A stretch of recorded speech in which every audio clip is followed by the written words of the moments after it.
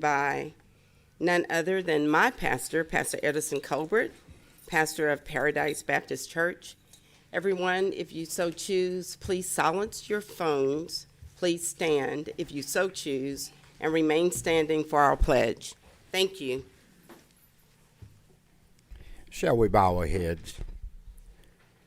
Most gracious and heavenly God, our Father, Lord, we come first of all with our hearts filled with gratitude, thanking you, God, for all of your mercy, your grace, your kindness, your love toward us. We thank you for it all.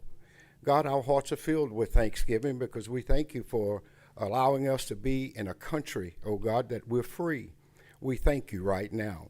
Well, we pray that you will continue to bless America, because, oh God, each and every state of the union. We pray for our leadership. We pray for them, God, and as we pray for our state leadership, we thank you for them. But God, we thank you for the ones that's close to us right now. The ones, oh God, that know our community, that love our community, that has a heart for Beaumont, Texas. We thank you for them. We thank you for our city council. For every seat, oh God, we pray that you would bless each and every one of them with wisdom, knowledge, and understanding, because God, we know they have the care and the concern, for they would not be where they are. So we thank you for them right now. Continue to bless them, their families, each and every one of them. And God, a special prayer today for our mayor, God, Lord, because she's leading this city and doing the best that she can. Father, we pray, Lord, that you would strengthen her on every side, build her up, we pray. Continue to encamp your angels about each and every one. But God, we thank you now for the business that they're about to attend. God, we pray for all of those that are in attendance today, and we continue to pray for our community. We continue to pray for Beaumont, Texas. We thank you for being a city of first. Lord, that you allow the first to be first, and people that's never had an opportunity can be first. And we thank you right now. These and all other blessings we ask in thy Son Jesus' name. Amen. Amen. Amen. And amen. Amen. Please join us in our nation's flag. I pledge Allegiance to the flag of the United States of America and to the republic for which it stands, one nation, under God, indivisible, with liberty and justice for all. Thank you. I think I said for our nation's flag, but for our nation's pledge. Thank you. May I have the roll call, please? Mayor Mouton. Present. Mayor Pro Tem Samuel. Present. Councilmember Durio. Here. Councilmember Getz absent. Councilmember Turner. Here. Councilmember Felshaw. Present. And Councilmember Neal. Present. Thank you. Thank you. Today we have two proclamations, and the first proclamation will be read by Mayor Pro Tem Samuel. Thank you, Mayor. Thank you, Mayor. It's a pleasure for me to read this proclamation. Whereas the American Public Health Association, through its sponsorship of the National Public Health Week, has educated the public and policymakers and public health professionals about the issues important to improving the public's health. And whereas Beaumont Public Health Department is always working for a safe population by assisting the community with understanding health issues, protecting people from disease, preparing for public emergencies, assuring a safe and healthy environment for people, promoting healthy living, and helping people get the services that they need. And whereas Public Health Week provides public health professionals an opportunity to celebrate the many accomplishments of public health and to heighten the public awareness of major health issues affecting our communities. And whereas public health professionals help communities prevent, prepare for, withstand, and recover from the impact of a full range of health threats, including disease outbreaks such as COVID-19 pandemic, measles, natural disasters, disasters caused by human activities. And whereas preventable risk factors such as physical inactivity, poor nutrition, tobacco use, excessive alcohol use are leading causes of chronic disease. And 6 in 10 U.S. adults have a chronic disease. 4 in 10 have 2 or more. And chronic disease causes 7 out of every 10 deaths annually in the United States. whereas public health action, together with scientific and technological advances, has played a major role in reducing and in some cases eliminating the spread of infectious disease and in establishing today's disease surveillance and control systems. And whereas this year's theme, Public Health is Where You Are, celebrates what we know is true, the places where we are, physically, mentally, and societally, affect our health and our lives. As we celebrate this week, let us work together to make our community healthier and safer for all. Now, therefore, Robin Mouton, the mayor of the city of Beaumont, does hereby proclaim the week of April 4th through 10th in the year 2022 as National Public Health Week in Beaumont, and call upon the people of Beaumont, Texas to observe this week by helping our families, our friends, our neighbors, our co-workers, and our leaders to better understand the value of public health and supporting great opportunities to adopt preventative lifestyle habits in the light of this year's theme. Public health is where you are. Accordingly, the mayor set her hand and caused the seal of the city of Beaumont to be affixed on this 5th day of April in the year of 2022. And accepting the proclamation would be Mr. Kenneth Coleman, the Public Health Director, and whoever else you have with you in celebrating this event.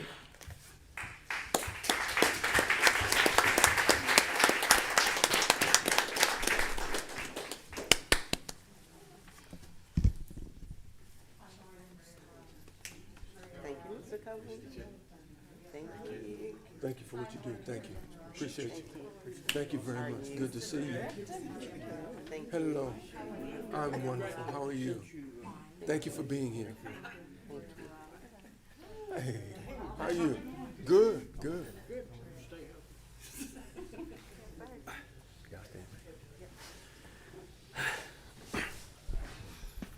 Well, Mayor, Council, we thank you so much for recognizing National Public Health Week. I have with me is Mary Alexander, who's my clinical nurse manager, Maria Morales, she's our community health educator, and this is Darryl Irvin, he's the epidemiologist. So as we look at these last 2 years, it's really been challenging for all of us, but it's really been challenging for public health. And as Councilmember Samuel was reading the proclamation, we really want people to understand the role of public health and why we do what we do. And our main goal and our main objective is to ensure the health and the safety of our community. Unlike medicine, right, when you go to your doctor, you're that doctor's only patient. But when you look at public health, the entire community is our patient. And that's why we do what we do. Just to give you a little timeline as to where we've been since COVID. In January the 21st of 2020 was the first U.S. confirmed case of COVID. March the 4th, 2020, first Texas case in Fort Bend County. March the 18th, 2020, we had our first confirmed case in the city of Beaumont. Since then, as of yesterday, what's been reported to the Beaumont Health Department, 28,049 confirmed cases of COVID. April 1st, 2020 was the first death reported to the city of Beaumont. As of yesterday, 346 of our citizens have died from COVID. December the 29th, 2020, we administered the first COVID vaccine, the Beaumont Health Department. As of yesterday, we've administered vaccines to 79,578 people. Not all is from the city of Beaumont. Not all is from Jefferson County. But I thank you guys so much for all your support. We've had a lot of departments that work closely with us. Police department assisted with patrol. Fire department assisted with administering vaccinations, monitoring, EMS. We implemented a plan to ensure that our most vulnerable citizens at home got vaccinated. So we created a program where we sent out paramedics to the home of the homebound to administer the vaccine to them as well as to family members. Also, before funds start coming down for COVID, I want to thank the city for just giving us everything we needed to be sure our citizens were safe. And I can't thank the city enough, as well as city council, for supporting that effort. I stand before you as the health director, but I could not have done this without my staff. They have been the most amazing and the most awesome staff to work with. They've worked tirelessly for hours. At one point, we was administering 1,000 vaccines per day, 7 days a week. And they did it without complaining. And I tell them all the time, thank you. And I tell them all the time, they make my job easy. They really do. They make my job easy. They've assumed additional tasks without complaining. It's been challenging with a lot of the outside noise, but what I'm most proud of is that they kept their head down and they stayed focused on the mission. And public health, we're here. We're not going anywhere. And again, our number one goal, and I want the community to understand this, our number one goal and the number one objective is to ensure the health and the safety of this community. And that's why we do what we do. And again, Mayor and Council, we can't thank you enough. Thank you.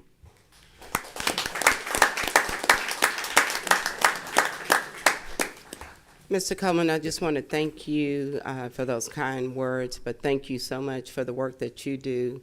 As you said, it was very, very challenging. We went into this as a whole country not knowing what it was, and to conquer it the way that you and the entire city health department has conquered it. We have nothing but praises for you and your entire team. Thank you for the diligent work that you've done, because you've made us all look good. Thank you. Do anyone else have any other comments? Thank you so very much. Thanks, everyone.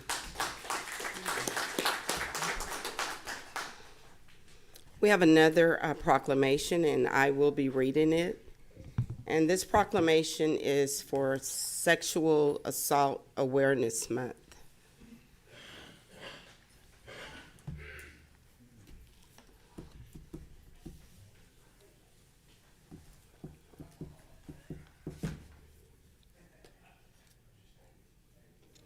Whereas National Sexual Assault Awareness Month calls attention to the fact that sexual violence is widespread and impacts every person in this community. Whereas the goal of the National Sexual Assault Awareness Month is to raise public awareness about sexual violence, educate communities on how to prevent it, and make the predators accountable for their actions. Whereas in Texas, 6.3 million people have experienced some form of sexual assault in their lifetime, including 2 in 5 women and 1 in 5 men. The majority of sexual assaults occur near or within the victim's homes, committed by a perpetrator who knows or is related to the victim. Whereas the theme this year for National Sexual Assault Awareness Month is building safe online spaces together, which means we can build online communities free from sexual harassment, abuse, and assault by practicing digital consent, interviewing when we see harmful behaviors, and promoting online communities that value inclusion, safety, and respect. Whereas individuals, along with rape and suicide crisis of Southeast Texas and its partnering agencies, can embrace their voices to show their support for survivors and promote healthy communication. Now, therefore, I, Robin Mouton, Mayor of the City of Beaumont, do hereby proclaim the month of April 2022 as National Sexual Assault Awareness Month in Beaumont, and join the Rape and Suicide Crisis Center of Southeast Texas, partnering agencies and communities across the country in taking action to prevent sexual violence online and offline, and also to express sincere gratitude and appreciation for the community members, victim service providers, and criminal justice professionals who commit to improving our response to all survivors of sexual violence so they can continue to heal and thrive. Accordingly, I, Mayor Robin Mouton, have set my hand and caused the seal of the City of Beaumont to be affixed this day, April 5th, 2022, and accepting this proclamation is Cheryl Williams, Executive Director, Tracy Middleton, Crisis Intervention Coordinator, and Crisis Center of Southeast Texas. Please come forward. Thank you.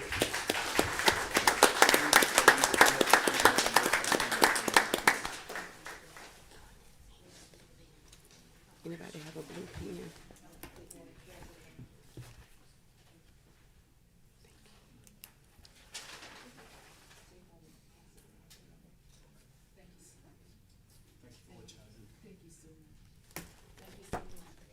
Thank you. Thank you so much for the teal green up there. Thank you. Thank you. Appreciate you all. Thank you for what you do. Thank you, sir. Give you some green ribbons. Thank you. Thank you. Thank you. Thank you. Thank you. Yes. Thank you. Thank you. Appreciate you. Thank you for what you do.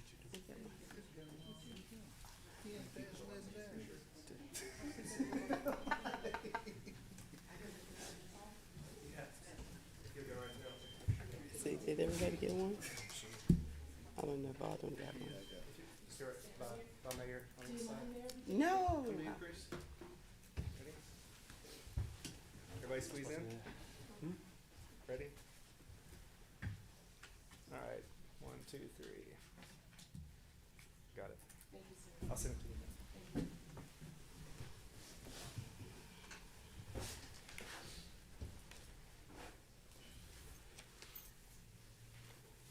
Tracy, I want to introduce you. Okay, thank you so much. We really appreciate the opportunity to come back again this year. This is Tracy Middleton. She is our Crisis Intervention Coordinator who is so instrumental in helping us to realize our goal of assisting sexual assault survivors and their family members in relieving to a certain degree the amount of trauma that they're experiencing at the time of their sexual assault and the time that they receive our services. We would like to say thank you to the City of Beaumont and the mayor and everyone here in the community that help us to help the survivors of sexual assault. It's not like if you get hurt, you're shot, you're cut, you have a wound, you can see healing. Sexual assault is different. Those are emotional wounds sometimes that never heal. So survivors sometimes can't help their families, can't help themselves without receiving services. Our services are crisis intervention. Sometimes we see clients 3 o'clock in the morning at a medical facility because they're getting a rape kit completed because someone has sexually assaulted them. We have a 24-hour hotline that helps individuals. They can call us any time of day or night and receive services. We also communicate with other agencies throughout the community to collaborate to be sure that no one falls through the cracks and let survivors know that they are not alone. So we really appreciate the help that you all give us throughout the year, the support that you give survivors of sexual assault. None of the services that we provide today could not be possible without your assistance. So thank you so very much. Tracy, would you like to say something? Sure. So, I'd just like to also thank you for your support and just reiterate that it's so important to believe and to support survivors of sexual assault because it's so difficult to come to a decision to make an outcry, and very often people don't do that because the ramifications are too risky. And so I appreciate your efforts in this. This is one of the steps that you're making as the city of Beaumont and in our community to create a culture that says survivors are valuable, survivors need our support, and survivors we are here to support the survivors of sexual assault and to believe them and to offer them the support that's available, and also to say that this is a type of activity that is not acceptable in our businesses, in our culture, in our city, and we want to make sure that that people who do make an outcry are heard and that they're believed, and that there are ways to follow up on those reports. And so one of the ways that that's happening is our sexual assault response team is being reorganized in the county and in the region. And so the city of Beaumont is participating in that effort as well. And thank you for all of your support. Thank you. Well, thank you for the work that you do. I could tell you I couldn't do that work, but because of people like you, we do have the crisis center that we have here in Beaumont and in Southeast Texas.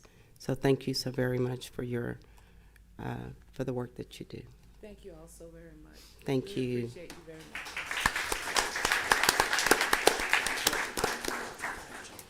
We're going to ask the health department if you would come forward. We're going to take a picture. We're going to take a group picture before they leave.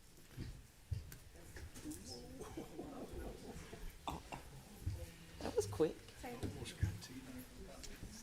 sir.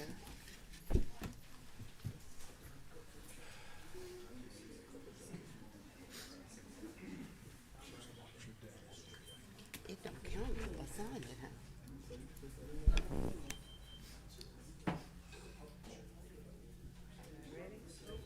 Okay, here we go. 1, 2, 3. We'll take one more. 1, 2, 3. Thank you. Thank you. Thank you.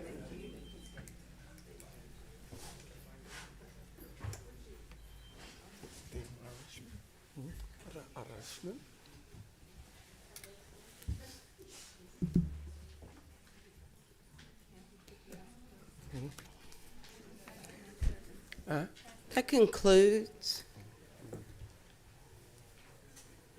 our proclamations and recognitions for today. Now's the time for any citizen who would like to speak on the consent agenda items 1 through 4. If you haven't already done so, please fill out the green slip to the back of the room, hand it to the clerk to the front of the room. She will call your name when it's time for you to come to the podium. The green light will come on. You will have 3 minutes, and the red light will come on to let you know that your 3 minutes are up. Thank you. Addie Allen, 1965 Gross, Beaumont, Texas, item number 4.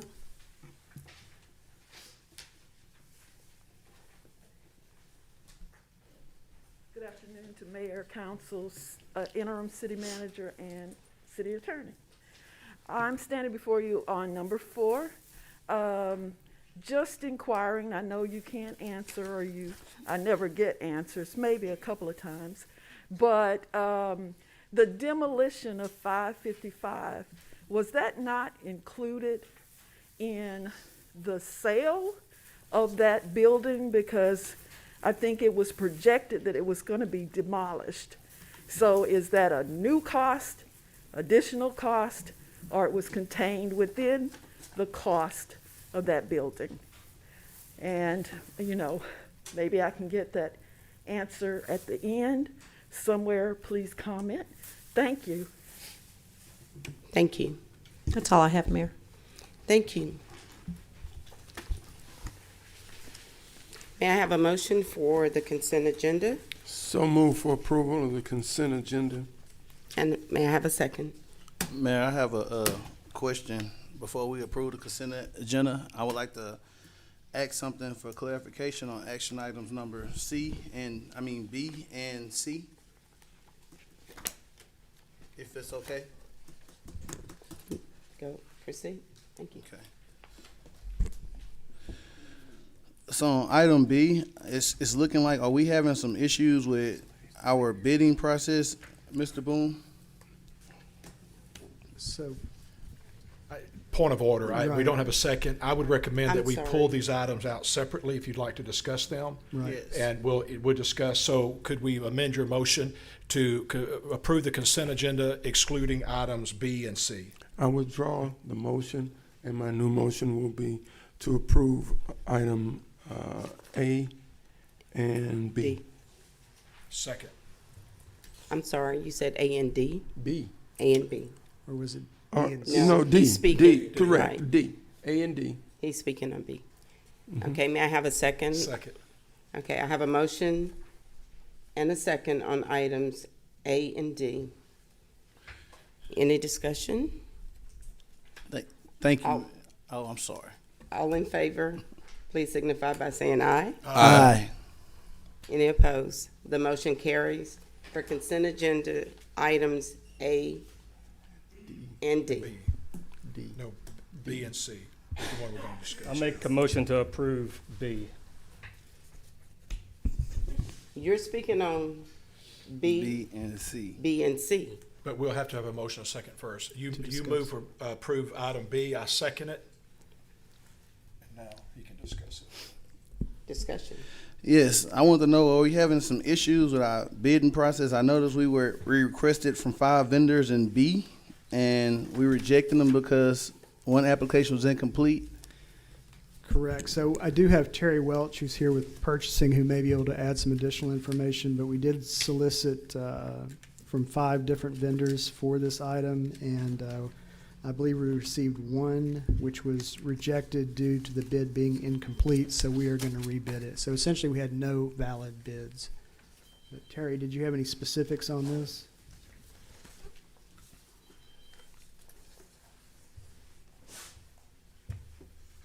On item B, on the filters, Yes.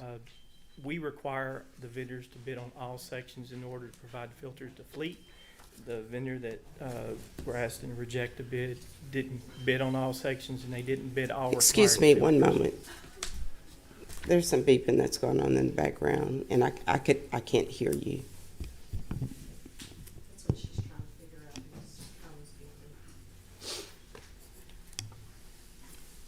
Okay, you may proceed. So that particular vendor did not bid on all sections and all items, and they substituted items that were not allowed. So other vendors chose not to bid. We're having problems with our supply chain. So if these vendors are not able to bid all items, they may not be bidding them. Also, they may not be able to hold their pricing. We're having that issue across the board. So what we're gonna do is attempt to go back out for bid. One vendor, I think, was confused on the length of that particular contract, and we clarified that with them, so we're gonna reject it, put it back out for bid, and hopefully get more responses on that one. Your next question was on C. Yeah. C's not up See, yet. I see C it's not up isn't yet. up yet. And my question was, what date, how does it normally work? Do we go out for bid for, is it a month process? Is it a certain day amount? Is it calendar day? How does it normally work? And how do we kind of market and advertise in the process? The way it normally works is we will advertise on Thursday and then the following Thursday on our formal process, and that's all contracts that we see that are gonna be over $50,000 that have to come to you for approval. And then we wait another 2 weeks to open it on a Thursday. And the reason we do that, we have a contracted paper, which is the examiner, that has the current contract, and they, of course, print their papers on Thursday. So that's why our process follows Thursdays at this time. And we advertised for 2 Thursdays in a row, and then we open it 2 Thursdays later. And we also have a vendors list that we will print off of commodity codes that vendor is submitted to us, that they can provide that item or that service. And we attempt to send that, to a good number of vendors to make sure that they're aware of the process. We post it on our bid page as well. And we also post it on a board in our office for people to come view. So we make people well aware of what is out there for bid. To make sure I'm fully on the same page with you and for clarity purpose, when we say Thursday to Thursday, is it a day amount? Is it, and I've noticed you said you put it out Thursday through Thursday, then you do additional 2 weeks. So is that a month or is it 2 weeks? How does, I just want clarity. It's Yeah. 4 weeks from the time we first advertise it. I mean, the process by law only requires us to do 14 days. But we go over and beyond that generally. There are times if we're having to meet a deadline that we can back that process up to where we advertise it through the Beaumont Enterprise, who actually puts a paper out daily. We'll process that, like in the case of the one for the preventative maintenance. We're having to meet a deadline on the date. Can we just stick to the topic? Yeah, this one. So I know it's the same one because it's both talking about the bidding process, but I don't want you to get off the wrong talking about item B. Okay, sorry. But Councilman, just to echo what Mr. Welch was saying, the state law requires that we advertise 14 days in advance for a formal bid. But to echo what Mr. Welch was saying, not only do we do that, we typically do it for a longer period of time. We also post to our website. We also post it upstairs. We also reach out to vendors we think might be interested. I think we've got several items on the agenda today, and I think I counted we reached out to over 50 different vendors across the different items we were looking at. So we go above and beyond what the state law requires. Again, A, to get the word out, but B, to make sure that we get the best, the best price and quality service for the project or the item. Okay. So our 14 days, does it include weekends or is it 14 business days? 14 calendar days. Okay, before calendar. the bid is open. Okay. Right. I have a question too, Mayor. Are you done, Councilmember Turner? Yes, for this one. Yes, ma'am. Okay, thank you. Councilmember Neal. Thank you, Mayor. Mr. Boone, back to the comment you just made, talking about 50 different people that y'all have reached out to, but 5 out of the 7 items that we have before us today only have one person that bid on it. So, which leads me to the question, not that we're doing something wrong, but what can we do better to get people more engaged and want to bid on this stuff? It's hard for us as a council to make intelligent decisions on what's best value for the citizens when we're not getting competitive bids. Yeah, and Mr. Welch can comment on this as well. I know we're looking at different options. We post things on our own purchasing website. Sometimes there may be a third-party website that we might can reach out to. But I think Mr. Welch was correct in that because of supply chain issues, not only are we seeing prices going up, but sometimes because they may not feel like they can fulfill the orders, they may not bid on it. Terry, do you have any comments? We're having more problems with that, especially maybe Mark can speak to this, but more on the project side, if it's a while before they get their materials, we're trying to hold them to a price, and by the time the project's in place, the prices may have went up on their materials. So then why can't we be more flexible with the city and reduce our terms of our contract? Well, I mean, it is price-based, and we can't allow flexibility if they're bidding against other vendors. But you can reduce it to a 6-month contract versus a 1-year contract and try to get more people interested in bidding on the stuff. In that case, we do. We have reduced a lot of them. We're starting to reduce some of them down to 6 months. In the case of oil, it's been 6 months on a lot of them. The lubricant for the oil changes, that's been generally a year. They've been able to hold the prices, but lately it's been more volatile. We've also only had a minimum amount of vendors that bid on some of those historically. Some of them have dropped out. They've sold that part of their business, whatnot. We do reach out to as many as we can locally to promote that process. But again, it's a choice that they make on whether they're going to participate. So. But at some point, we have to make a deadline, though. I mean, are we being so flexible? Are we being flexible to inflation? Are we being flexible to the point that no one is bidding? Well, we are bound by certain rules on our process that we try to adhere to. Everyone's trying to find flexibility in what we can do within the law, and we're working on that. We are reducing some contracts to 6 months, which is why you see more contracts more often than you used to. More and more vendors are, of course, when we offer extensions, they're declining those extensions, and so you see more of those annual contracts. Just depends a lot of times on the commodity itself, on whether or not that commodity is volatile. You know, copiers, we wait on copiers. Normally that would be a process that we could get them in quicker. Now they're waiting on a ship somewhere to get to us. That, you know, it's a bind. There's nothing we can really do about those processes. But when we do award, sometimes we wait longer to get things. You know, we don't get things within the time frames that we've been used to getting them because they're not on the shelves. We're Well, trying. that's out of all of our control. We're trying. Okay. When does this current contract expire For which ones? for B? Filters. For filters, I don't have that information in front of me, I'm sorry, but it may actually already be expired. So, which leads me to my next question. So what do you do in the interim? We go month to month, or what we do is if it's over our limit of what we can procure, we get quotes for them. Okay. And we try to stock up when we get those quotes. And what we do when we do that is we get current pricing. Yeah. Thank you. Councilmember Turner. So with that being said, is it possible, since we're having a hard time, you know, I know we send out emails and we advertise in the newspaper, what are some other options that we can possibly do to get people more intrigued in the bidding process so we're able to make intelligent decisions versus going with maybe the one person that actually bid? Or, you know, because I see several times what's starting to happen is we're getting like one bid to make a decision off of, or maybe two. And it's kind of tough to get the best value when we're only making a decision off one or two. So is there anything more creative we can do?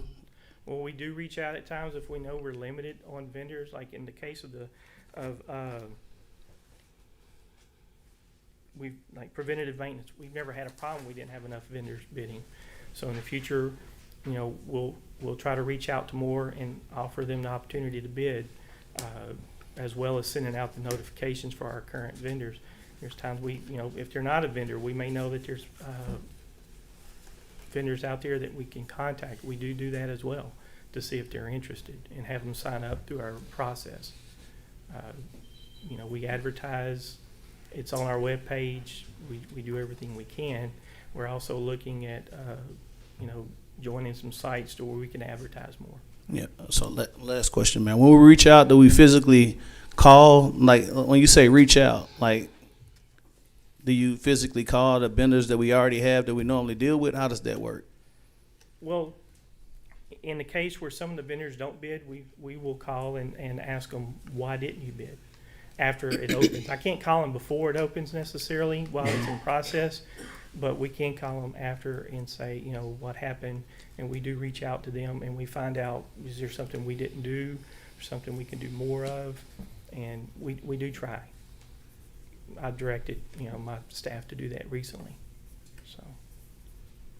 Chris, is it possible that, I don't know the legalities, but can these bids be utilized on a Facebook page, or that can't take place?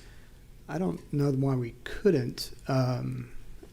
My thought is probably meeting with Terry and his staff and just seeing are there cooperatives out there, because again, we all hear about supply chain issues just across the board, and really Terry's department and Bart's department is kind of at the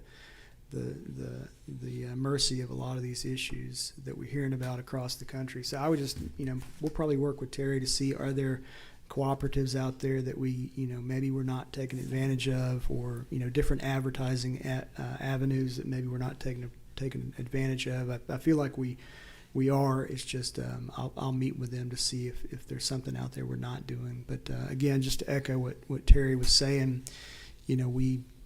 we do reach out. I think historically we had done it by fax, and most people are getting away from fax now. And so I know we do it mostly by email now, and basically inviting folks to bid on different items. And then when we get cases like this where we don't get very many responses, Terry's staff will reach out and just ask, hey, why didn't you bid? So we're getting some feedback as well. So, but again, Bart's department and Terry's are probably the most susceptible to this issue we're having. Bart, do you have anything? We moved a while back to posting the public works bids on Civcast, which is an electronic system that vendors can subscribe to, and then when we post a bid, they get automatically notified.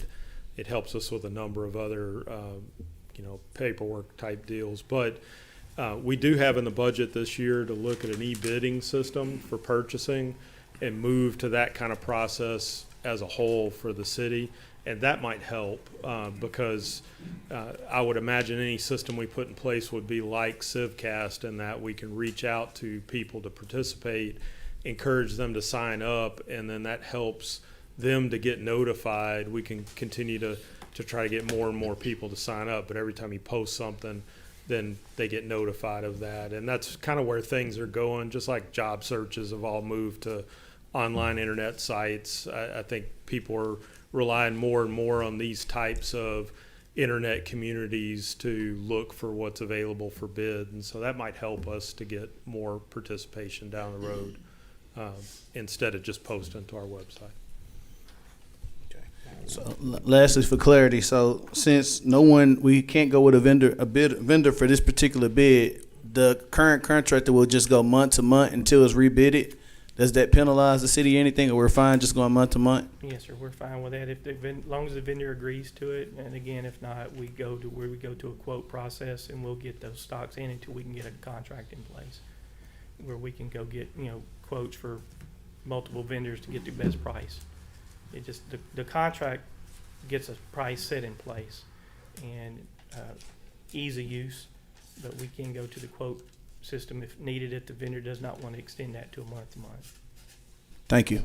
Yes, sir. Thank you. Thank you.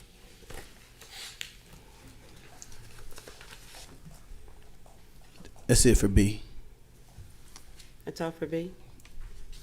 Okay. Please signify by saying aye. Aye. Any opposed? The motion carried for item number B. Now may I have a motion for item C, please? I'll make a motion that we reject item C and put it back out for bid. Second. We have a motion and a second for item number C. Any discussion? Councilmember Neal. Thank you, Mayor. And this goes back to basically the one we just got done talking about. We have another item for $127,000, and we only have one bid. And I just struggle with this. I mean, we got more oil changing places in town than we do Baptist churches, and I know there's people that would do this type of work if they're properly contacted and given opportunities. And I'm not saying the city's doing anything wrong, but man, we got to be thinking outside the box to get these people to do this work. Any suggestions, Councilmember? Maybe we need to have a workshop on it and have a roundtable discussion on it. But I mean, it's just obvious that what we're doing is not working. Mayor. Councilmember Durio? The system you called it Civcast? Civcast is the one we're Civcast. using for public works, yes, sir. Are they actually notifying vendors to sign up for this system so they could know when the bids come through? Once they're signed into the system, they can subscribe to City of Beaumont, and then they automatically get notified anything that gets posted. And Terry might have to answer this. What newspapers do we advertise in? So typically we use the Examiner.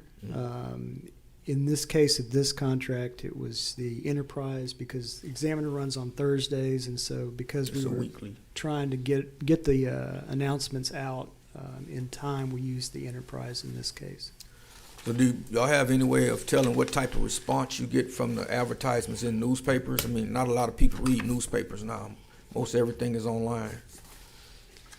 Yeah, Terry, I don't know. I know we reached back out to the invited bidders for this item. This is the vehicle maintenance contract, and Terry, I don't know if you got any response in terms of from the other bidders as to why they didn't bid anything. For the preventative maintenance? Yes.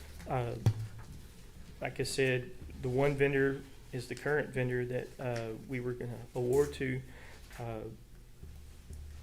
One vendor is no longer providing that service. It's been bidding for years. The other vendor that we reached out to failed to pick it up from their email. They didn't see it. I don't have any way of knowing who sees it in the paper necessarily. I'm sorry, you said they didn't see it on their email? Yes, ma'am. We send the bid announcements. If they're set up in our system as a vendor and they have an email set up, we send the bid announcements to their emails. As Chris had stated earlier, we were doing faxes previously, but more and more people have pulled away from that, of course. And so they set up and we send those bid announcements to their email address. And that's how they get it. If they, were to tell us they wanted it by mail, then we would send it that way. But that's the same bid announcement that we post in the paper and that we post online. And so, So it was in the city bid opportunity yes, sir. link on the website? Yes, sir. I was looking on there, they said that the bid tabulation is supposed to stay on there for 90 days. We're Yeah. actually doing those longer now. Okay, but this one, does that after the council approves it, or Yes, sir. as soon as you get one to present to us? Once you award it, Then it we posts will on? post that bid Okay. tabulation on there. Because I'm showing the bid notification was sent to seven different, What, 7 or 8 on that Seven one? vendors, yes, ma'am. 7 vendors, Yes, ma'am. and only one responded. Yes. So have you contacted? We reached out to several, a couple of them never bid. We do send them notifications, I think. I'm not gonna, you've got the list on there, but they just don't ever respond. It's not a contract that they're interested in. But they are vendors that list it in their commodity list, but they just are not interested in the contract. So if they're not interested, do you ask if you could remove them from the list? Well, they may. So that you don't There may contact be them? other items that they provide or they may choose in the future. So we don't remove them per se unless they ask to be removed. Okay. So, Okay. but when they initially set up as a vendor, they can mark all these commodities and services that they want to provide them, and we set them up that way. Okay, thank you. Councilmember Samuel. Yes, you said there were 7 invited bidders. And how many commodity facilitators are there for this product that we know? Commodity facility. How many companies? For oil Yeah. changes, I don't know that number off the top of my head. Some of them, where the commodity list, the way they work, sometimes they catch a wide range, like oil in general, oil services, general mechanic services. It depends on how that commodity code is written. And some of them may list that but not actually provide that service. But the commodity code has been around for a long time, and sometimes people even choose the wrong code, but we still attempt to reach out to them. It may not be a service they actually provide. Well, tell me, my last question is, have we reached out to the vendors of this commodity to try and understand why they're not interested or why there's only one bidder? For this list, Yeah. yes, sir. Okay, have we do you ever invite them to discuss what might be some adversities that they're facing or why they choose not to? There's times that we do that, and in the case of the filters, we found out one vendor thought it was only 6 months and it wasn't worth their time, but they were mistaken. It was actually an annual contract. We do reach out to them and find out, and we try to, find out if something we did or something they misunderstand and try to correct that. Yes, sir. Councilmember Felsham. We just want you to know we appreciate you and our staff and everything that you guys do. We are not trying to level these attacks at you. We know that you can't force people to bid on things, but we just are looking at our system as a city and trying to ask the question, as Councilman Neal said, can we do better? And so this is not your problem, this is our problem as a city, as a city hall. And so please know that we are coming at you with a lot of questions, but it's not directed to you as much as it is to the system. We're just trying to understand, what can we do to get more competitive bids on these contracts? So, but we do appreciate you and the staff and all that you do. Thank you. Got a question there? Councilmember Neal. Thank you. So this is for 520 city vehicles. How many total city vehicles do we have? Well, if you include equipment, I think it's over 1,000.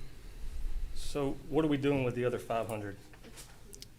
We probably perform those services in-house, or if it's a specific piece of equipment, we may have a separate contract for maintenance, but a lot of it we would do in-house. So have we ever looked at the numbers to see if it would be a cost savings to do all of it in-house? Terry, do you recall? I don't know the answer to that, but we can certainly check with our fleet manager and see if what they think.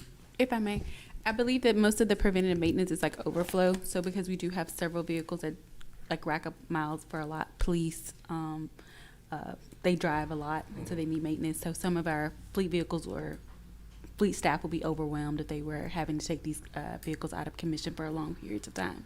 So having a maintenance contract allows them to get in and get out quickly so that they can like cycle in and cycle out. So that was it's more of an overflow than it is like a. That makes more sense. Yeah. Any other discussion? Okay, thank you. All in favor of approving consent agenda item number C, please signify by saying aye. Hold on, Mayor. I'm sorry, rejection. To reject consent agenda item C, please signify by saying aye. Aye. Any opposed? The motion carried. Thank you. May I have the reading of item number 1, please? Thank you. Yes, ma'am, Mayor. Mayor and Council, item number 1 is to consider approving a contract with Gulf Coast Electric Company, Inc. to repair 12 light poles at the athletic complex located at 950 Langham, Beaumont, Texas. Pricing was obtained from Gulf Coast Electric, Inc. to repair the 12 light poles and install 12 concrete foundations for at the complex. As part of the formal bid process, the City Purchasing Department solicited bids from electrical contractors and general contractors, as well as posting it on the City Bid Opportunities website and in the local newspaper. Gulf Coast Electric Company was the sole and qualified bidder in the amount of $425,000. The project resulted from the failure of one metal pole and the deterioration of the remaining 11 light poles located at this site. The project is necessary to ensure the playing fields remain safe and operable for nighttime events. Once the project is awarded, it is expected to take 180 calendar days to complete. Funds are available in the Capital Reserve Fund, and the administration recommends approval of this item. Mr. City Manager, Yes. before I call for the motion, again, this was only one bid, correct? Correct. Can I speak to this one, Mayor? Sure. And I know I Councilman- don't want to have a Councilman double Renell. standard because I just got done making this comment on the previous item. Make a motion. But she was asking a question before the Can't motion. discuss it Yeah, Let me, Make a motion to approve. may I have a second Second. So discussion? this is more of a specialty item where fabrication of this piece has to be done, and this is not something that everybody would typically do. It's more of a one-off. Okay. And Mayor, I must recuse myself from this item. Okay. And Mayor, quickly, you may recall that we had looked at and evaluated whether or not to completely buy new light poles versus working to try to rehabilitate and retrofit these existing. And based on this, if you move forward with this, it seems like a savings of about $275,000 as opposed to buying new. So, as Councilman Neal mentioned, it's related to that single bidder. Thank you. Okay, we have a motion and a second on the floor. All in favor, please signify by saying aye. Aye. Any opposed? We have one abstention. The motion carries. May I have the reading of item number 2, please? And council, item number 2 is to consider approving a contract for the third floor renovation of the Municipal Court Building located at 700 Orleans. City solicited bids for the renovation of the third floor for the Municipal Court Building.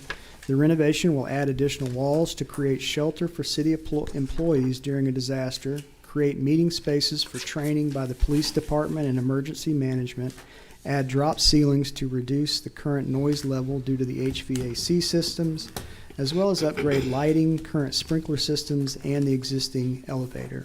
14 vendors were notified, as well as advertised on the city webpage and newspaper ads. 5 bidders submitted a bid, and Delk Construction, Inc. of Port Arthur responded with a low qualified bid of $367,500. Funds are available for this project through a port security grant, and the administration recommends approval of this item. Thank you. You've heard the reading of item number 2. May I have a motion, please? So move to approve. Second. I have a motion and a second on the floor. Any discussion? Councilmember Neal. I will be abstaining from this item. Councilmember Neal will be abstaining. All in favor, please signify by saying aye. Aye. Any opposed? The motion carries. May I have the reading of item number 3, please? Yes, ma'am, Mayor. Item number 3 is to consider authorizing the rehabilitation of a belt filter press at the wastewater treatment plant. The city owns and maintains several belt filter presses at the wastewater treatment plant. The belt filter presses are critical in processing the sludge to bring to the landfill. This work is to rehabilitate one of the larger belt filter presses to extend its useful life. Pricing for the replacement parts and rehabilitation services was obtained from Alpha Laval, Inc. of Houston. Alpha Laval, Inc. is the sole source provider of the belt filter press parts and service. The total cost of this project is $178,013. Funds are available in the Water Utilities Fund, and the administration recommends approval of this item. Thank you. You've heard the reading of item number 3. May I have a motion, please? Move to approve. I have a motion. May I have a second? Second. I have a motion and a second on the floor. Any discussion? No discussion? All in favor, please signify by saying aye. Aye. Any opposed? The motion carried. May I have the reading of item number 4, please? Mayor and Council, item number 4 is to consider approving a contract for the demolition of the 2 structures located at 555 Main. The city solicited bids for the demolition and removal of the 2 structures located at 555 Main Street, which included the removal of all debris, asphalt paving, concrete sidewalks and curbs, concrete paving sections, and the in-ground generator fuel tank. 23 vendors were notified, as well as advertised on the city webpage and the newspaper. 2 bids were submitted. Prism Response LLC, DBA Alloy Group of Houston responded with a proposal of $739,925 to complete the project. They also submitted a proposal of $17,725 for the requested alternate bid for the removal and disposal of asphalt base material and concrete on Cypress Street between 555 and the riverfront. Funding is available for this item in the capital program, and the administration recommends approval of this item. Thank you. You've heard the reading of item number 4. So move for approval. May I have a second? Second. Have a motion and a second on the floor. All in favor, please I have a signify. I'm question. sorry, have a discussion. Councilmember Neal. Thank you. So we went out for 23, or sent this out to 23, or solicited 23. We got 2. I don't know if you can consider this second one even a comparable bid. I mean, from 9.1 million down to 739. So back in the same situation I'm in the same situation I was in with the previous ones, where we don't have competitive bids on this one either. And the way this sits right here, I can't support voting in favor of this unless we have competitive numbers to look at. Mr. City Manager, can you Yes, ma'am. please report, you said it was 23, but 5 bids? Yes, ma'am. So we essentially solicited 23 vendors to basically inviting them to bid, notifying them of it. again, we advertise on the city webpage, we publish in the newspaper. But at the end of the day, we've got two responses. As Councilman Neal mentioned, one was over $9 million, and the recommended bid was the one before you at $757,650 for the primary as well as the option one. Mr. Manager and Mr. Mayor, if I may, this is a formal bid, which means there was a pre-construction meeting, which means that only the contractors who attended the pre-construction bid meeting were allowed to bid. So we sent out 23 notices. Five of that 23 attended the pre-bid meeting, and only 2 of the 5 actually bid. And so the pre-bid meeting was a requirement to bid? Yes, ma'am, that's correct. Okay. Okay, any other discussion? Councilmember Duria. I just want to get some clarity. Exactly what are, it says 2 structures being demolished. Exactly what's being demolished? Right, so there is and Keith Folsom is here, and he can also add some additional information. But if you look at the bid tab, you'll see the demolition and removal of all structures, which would include, of course, the primary building. And then I believe there's a secondary building for the cooling tower. Is that correct? It's a cooling tower building. Yeah. There's 2 buildings on the site. So you got your main structure and then the cooling tower structure, which is a smaller structure. So the cooling tower structure is the 17,725? No, that's, we did the Cypress Street as an alternate because we was unsure whether that street wanted to come out. We wanted to take that street out prior to the project starting, like the amenities being put in and the new construction. So that would have kept that road in for that length of time. And at the time the project was designed, then that road can be taken out in that project. So that's the reason it was split out. So it was uncertain whether we wanted to go ahead and take it out under this bid package or wait until the new construction and keep the road in at a longer period. Okay. Councilmember Turner. My question is, I know originally we talked about, the possibilities, but for me, I would like to know exactly, before we move on this, I would feel more comfortable knowing what are the possibilities and what exactly is going to take place. So, In terms of the site itself, so again, when council first considered acquiring this building with the long-term plan of moving forward with the plaza down at this site, we have not yet, of course, gotten to the point where we have a specific plan, but we are in discussions now with a designer who's done some other work for us downtown in the last decade. And so the plan from staff is to go ahead and move forward with beginning the process of essentially determining what that plan is going to be. And then our hope is within the next few months have that plan solidified, and then have construction drawings prepared so that we can go out for bid. So the short answer is we don't know exactly what is going to go on that site, but we have a general idea based on our schematics from last summer as to what we want. But this would be the next step in the process.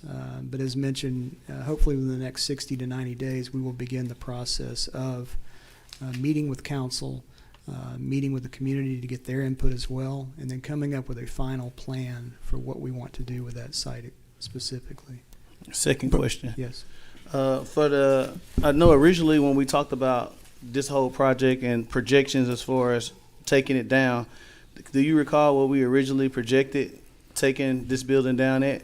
Yes. So, and Keith can jump in here, but I've got his notes. But I think the July estimate from one of the vendors we contacted was $720,000, and then an August 2021 estimate from another vendor was $788,880, and then I think there was a final estimate that Keith provided to the manager in September that was $789,000. So they are, again, in the range of what we're talking about here today.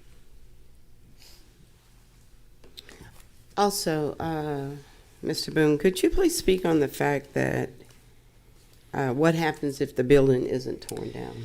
Yes, ma'am. So you may recall that in the purchase contract, when we acquired the building, there is a clause that essentially says that if the city determines not to remove the building, then the seller will have the option to buy the property back at the sales price. So while there's not a time limit, as far as we can tell on that clause,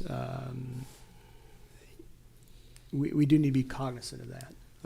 That essentially, as we sit here today, the building needs to come down, or we would be looking at offering the option. You know, the owner doesn't have to, or prior owner doesn't have to accept it, or exercise that option, but they would have the option to buy it back at that price. One more question. Councilmember Turner. So the group that's gonna assist with this project, the consultant that's gonna come in, do you think from your experience it would be wise to see what the consultant says or states would be best before we move forward, or what do you think? So the concern is that process is going to take a little time. The other concern is everything we're seeing across the board. It seems like, especially construction, is going up more and more each week. And so the risk we have before, to answer your question, I mean, ideally, you would have, exhaust all options before you, tear down a building. But realistically, I think what was conveyed to the public last summer was that we move forward with a plaza process, or a plaza project rather. And again, we feel like with bringing this consultant in, we'll be moving hopefully pretty quickly towards that goal. So, Can I make a comment? Something you need to think about is if we reject these bids, just say we go out for bid at another date, two things can happen. You could have some other vendor interest, which we sent it out to 23. There is a possibility it could come in less if somebody decides to jump in. There's a greater possibility that now that this number is out there from this one vendor, he either won't bid it again, or he will go up on his number because he may think he's going to be the only bidder next time, and he could be. So I just wanted to throw that out and make sure y'all are aware in that thinking process too. And just for me, like stated earlier, my concern is it's going to be tough for me to say yes, not knowing exactly what's going to take place and exhausting all options and seeing the whole plan in full before moving forward.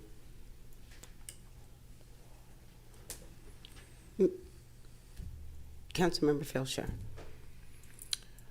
Keith, it was mentioned earlier, the question was asked, was this price included in the purchase price? And the answer to that is no. Right. Just want to clarify that for the sake of the citizens. That's correct. And was you surprised that there's two bids that came in? One of them, in my opinion, I'm not trying to insult this company, but in my opinion, it's not a credible bid at $9 million. But are you surprised that outside of that, we only received one bid on this project? I was to a degree. I mean, in today's time, and I hate to say it that way, but we're experiencing more of that now. And I don't know if it's just a lot more work out there. This particular job, they're not interested in it. Maybe they got a workload. It's hard to tell what the contractors are thinking. We had 5 vendors show up, walk through the building, and then 2 bid it. So it's hard to get in their heads and know what they're thinking. Probably the other 3 that were there decided, hey, this is too much for me, or I'm not interested in it. And I have, it's obvious, my voting record, I have been in support of this project. That's obvious. But as Councilman Neal mentioned, it does cause you to pause when you only get one bid on this large of a project, and you feel that there's not competitive bidding taking place. So it's just a lot of money right now, and you would think there'd be other companies wanting to bid on this project, and it causes you to pause and just wonder. Yeah. Thank you, Mayor. Councilmember Samuel, can I just make one comment before I call on you? Sure. Keith, the bids that we got in July for 720,000, then in August for 788,000, then September for 789,000 are in line with the bid that we have today. Yes, and the 789, as you see, I just rounded that off when I sent it to the city manager. But those two, I feel like, those were budget numbers, you know, that was for we developed the scope of work and sent it out. So it is in line with what came in. And this was your work of what you budgeted for. Yeah, well, there was a total of $5 million budgeted for this project, and that included the purchase price plus the abatement, the demo, and it'll have to include the dirt work. So we And- still have the dirt work, and I don't want to get into that because we're Well- talking a different deal. But Correct. But it's definitely in line with what we have today. with the budget numbers that we had received, yes, ma'am. Okay, thank you, Keith. Councilmember Samuel. Yes, Mayor, I was simply going to ask that question. It is in line with what we expected. We anticipated the amount, and this was a competitive bid. 23 were noticed. Only 2 responded with a bid, and 1 was in the area that we expected, and the other was far above that. Yes, sir. Thank you. Okay, thank you. Any other discussion? Okay, we have a motion and a second on the floor. Thank you, Keith. Appreciate it. We have a motion and a second on the floor. All in favor of approving item number 4, please signify by saying aye. Aye. Opposed? No. No. Opposed? Councilmember Turner, Councilmember Neal. The motion carries. Thank you. I'm sorry. Yeah. We have 4. The motion carried. Thank you.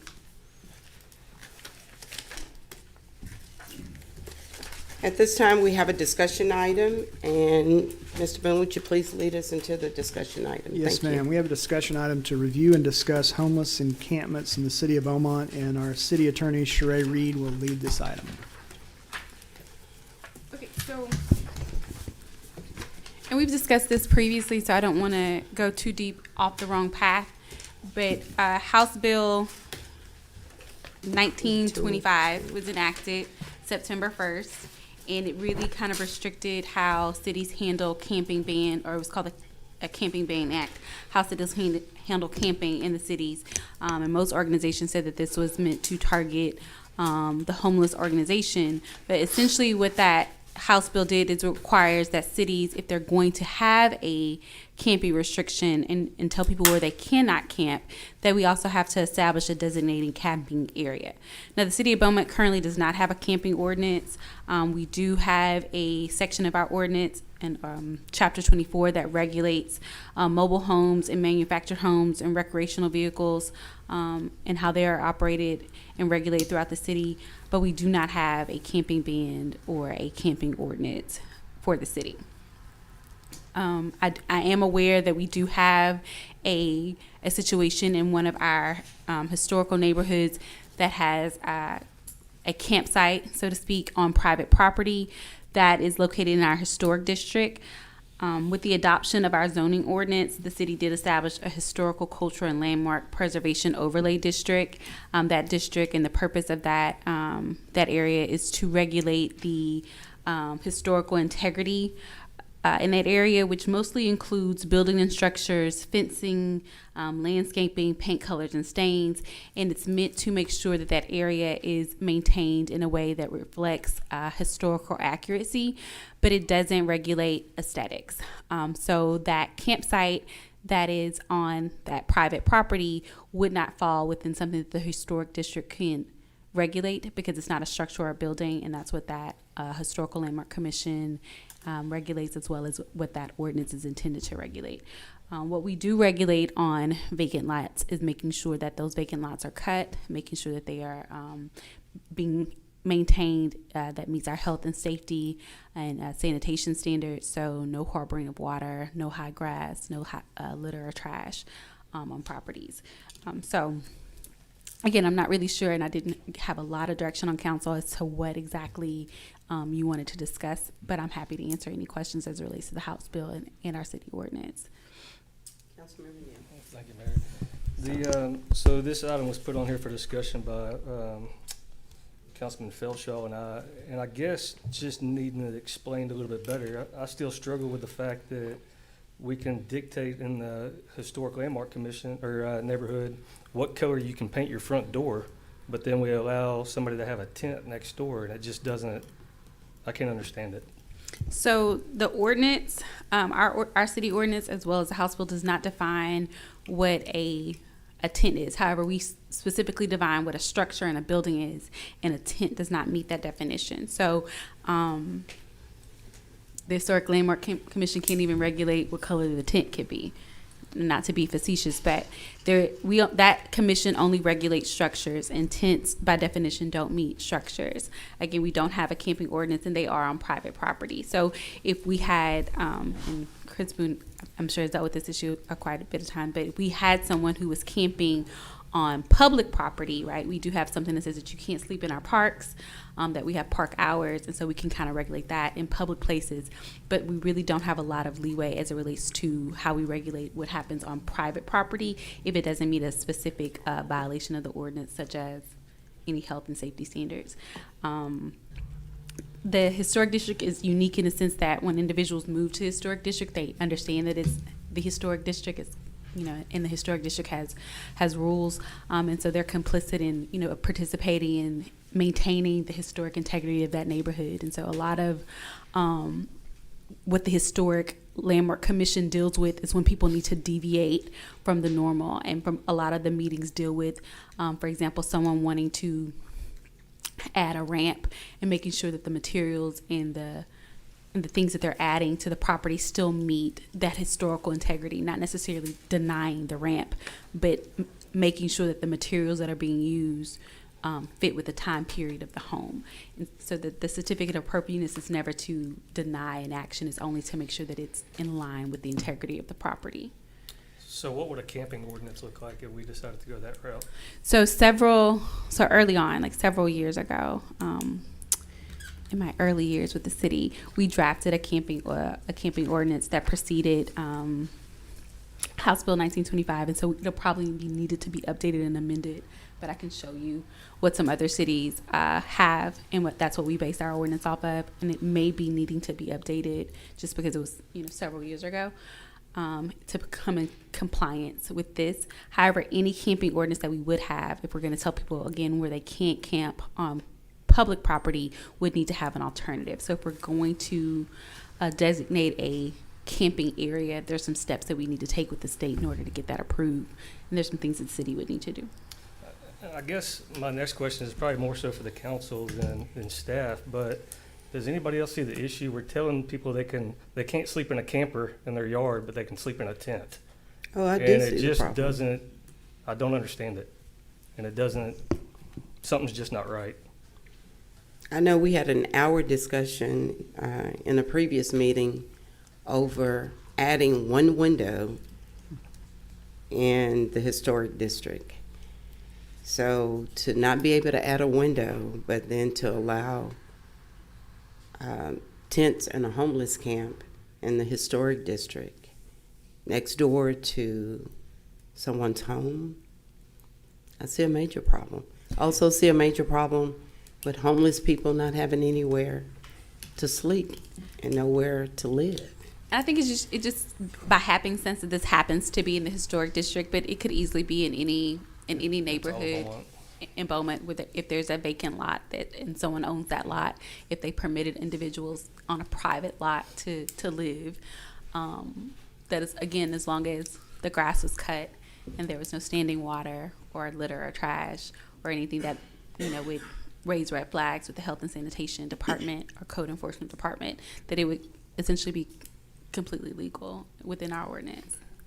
And for us as citizens, we're caught that we need to uphold the historic district, but then we're here to help every citizen and to have citizens that we don't have a place for homeless. and on an ongoing, for permanent housing. I mean, you can go to Salvation Army. There are other places you can go, but it's a battle that the country struggle with, and some way we got to find a happy medium. Councilmember Felshaw. The reason that I wanted this discussion to take place is because I want the citizens to understand that we recognize this very complicated issue that we're facing as a community, as they're facing it across the nation. This is all across our nation. And we are looking for a compassionate, common sense solution to this issue. We know something has to be done, but the city has limitations and restrictions. As the city attorney just mentioned, we can't go onto a private property and have these people removed. And sometimes I do believe that citizens perhaps think that we have more authority than we do. And you have to remember that these people that are homeless still have, constitutional rights under the 14th Amendment. And so they have a right to be in this community and to live as we all do. And we have to respect their rights. But yet we have to find a way, a compassionate, common sense solution to this very convoluted issue. And it's not easy. But I didn't want the citizens to think that A, we're ignoring it, and B, that we have all this authority that we can use and we're just not using it, because that's not true. There's a lot of things that we would just like to do, but we can't. And this is an issue, this encampment that was referred to, and the historic district is on private property. And so we are trying to find an answer to all this, but this is an issue that's not unique to our city. As you know, it's across the nation. And we're struggling with it as you are, but we're trying to find a solution. Councilmember Samuel, and Councilmember Turner, and Neil and Daria. Well, this issue is one that's been addressed, and it states under the House bill, it states that if we begin to prohibit encampments, then we have to provide an alternative place. That means the city would get into the business of housing unless we find something else that's creative. That's And to that point, the city of Houston is one of the few cities that did decide to enact House Bill 1925, and they have what's called a Housing First initiative. It's about a $200 million plus operation.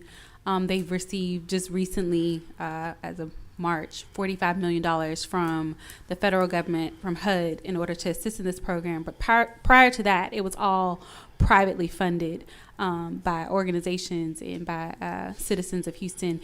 And so what their Housing First initiative does is essentially they have multiple layers, but they go out and they see who's interested. Like, do you want housing? Do you need, and what services they need? And based on their statistics, about 85 to 90% of people are interested in having housing. About 2% take the shelter option, meaning they're choosing to live off the grid. They're choosing to not have housing. And once they find out who needs housing, they put these individuals in housing, and then they provide services. So they're providing housing, utilities, clothing. If they need mental health services and medical treatment, they provide that. If they need job training and ability to get job training, they provide that. And so it is a multi-layered, multi-faceted operation, but it's centered around first getting people into housing. And again, their operating cost is around $200 million a year. okay. Thank you. So with that, that's understood. The thing that really concerned me most about this is that's not the only tent that's in somebody's neighborhood. That's not the only tent in somebody's neighborhood. It's across. But it has not been an issue when it's in certain areas. But now, because it's a problem in somewhat of a distinct district, it's a problem. So I just want to make sure it's understood that that one tent exists in other areas of the city. I know in the Cartwright Edition alone, there are 4 tents that a person is living on private property, not owned by them, but on somebody's private property, and nothing has been said. Nothing has been done. So if we're going to deal with the issue, we have to be prepared to deal with the issue holistically in all aspects, in the liability as well as the fiscal responsibility that comes with that. Thank you. Councilmember Turner? My concern was, I'm looking at it says review and discuss homeless encampments in the city of Beaumont. So, overall city, I know we're talking about one particular area, but when I read it, it says the city of Beaumont. So I want to know, have staff kind of looked into cities comparable to our size? I know Houston, I love what they're doing, but that's a pretty big market. It's one of the biggest cities in the world. So have we looked at any cities kind of similar to our population, what they're doing, and if it's working? So there are really no cities that we use as our comparables that are really trying to tackle the homeless issue. A lot of the larger cities are the ones who are really trying to do it, and they obviously have a more aggressive or more noticeable homeless issue in their cities. So Austin, Dallas, and Houston, the major cities in our areas, have attempted and tried. Some of the smaller cities our comparable sizes aren't necessarily trying to focus on that. They've just allowed it to kind of done similar to what the city of Beaumont done, just to be handled through their homeless coalition as well as their nonprofit organizations. So they don't have camping. They've not enacted the camping ban either. They're not enforcing their camping ordinances if they had one. And Councilman, just to echo some of what the city attorney was saying, I just would remind y'all we do have the Mayor's Coalition on Homeless, which meets the first Thursday of the month and has been for a while, looking at what other cities are doing. As Ms. Reed mentioned, your better models are in, for example, Houston. But when we look to Houston, it, as Ms. Reed mentioned, it's a significant, not only a significant amount of money, of course they have larger budget, a significant amount of money that they're using to try and address it, not just in housing, but in the case management, in other words, where to refer these individuals to. And while we certainly have wonderful nonprofits here with wonderful services, to be quite frank, we don't have the kind of constellation of resources that they have in some of these larger cities. And so we will meet again this Thursday, and we will continue to meet. It's just, as Councilman Felchaw mentioned, it's a nationwide problem, and it is a very, very complicated problem. But we are looking towards best practices, especially in cities our size.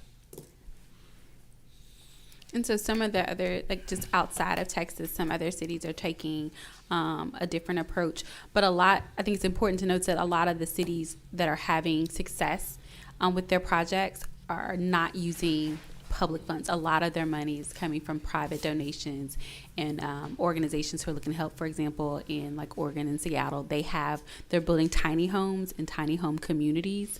And a lot of that is being funded again by private industry, so that's not really city funding. For the city of Houston, their initial start to that, their Housing First initiative, was through a private donation of upwards of $100 million, and they were able to from there just receive additional donations to go in for that. So very little of the city's money is actually attached to that. A large percentage, based on the article and based on the individuals we've spoken with, is from private donations. And so just outside of Texas, not talking Houston, but some of the other communities that, again, are having success, are having either partnerships with private organization and industries, or private organizations and industries are reaching out to the city to donate their services, to say like we will supply, we will build, and then the city is just filtering those individuals back to those things. So the city would act as almost like a filtering person. You're homeless or you're low income, and it's going through their already existing established departments like their housing departments or their health departments. Councilmember. Mayor, I was next.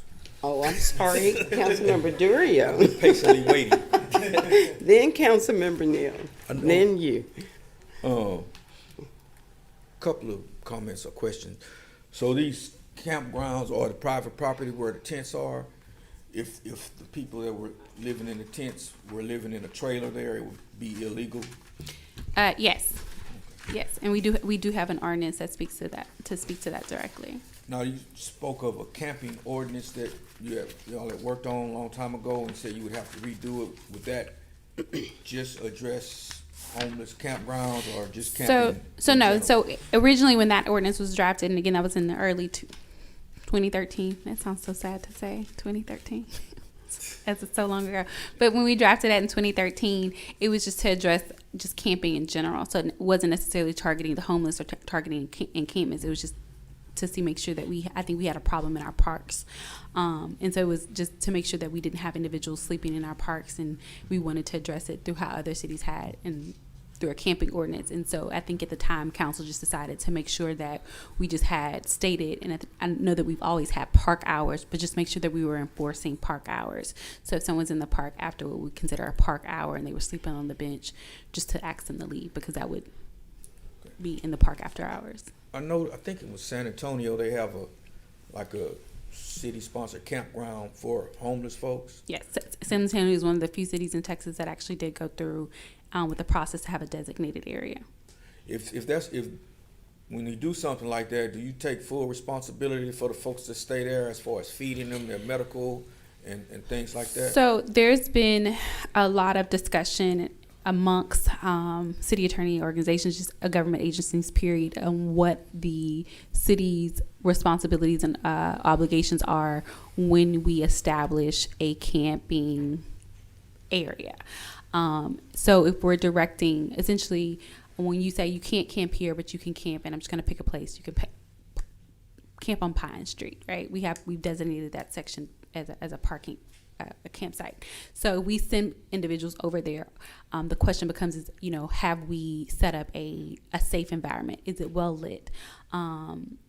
Is there, facilities available for individuals, right? Because the city's still held to the same standards. We have to cut the grass. We have to make sure that there's no standing water, there's no litter, no trash, that there's essentially like facilities, right? So if we create a space, like what all are we required to provide in that space? And so if the city was to actually go through the process, the state would then tell us what all needs to be required for that. And so if we're going to have, if the state says, you have to have bathrooms with running water in order for them to have access to showers, then of course, if that's something that's a city building, then the city's required to maintain that. So the city would be responsible for making sure, just like any other public restroom, that it had running water, that it was cleaned properly, that it had soap, and so on and so forth. To that extent, it is a public facility, so that we would need to make sure it's protected, right? So there are several homeless families of women and children.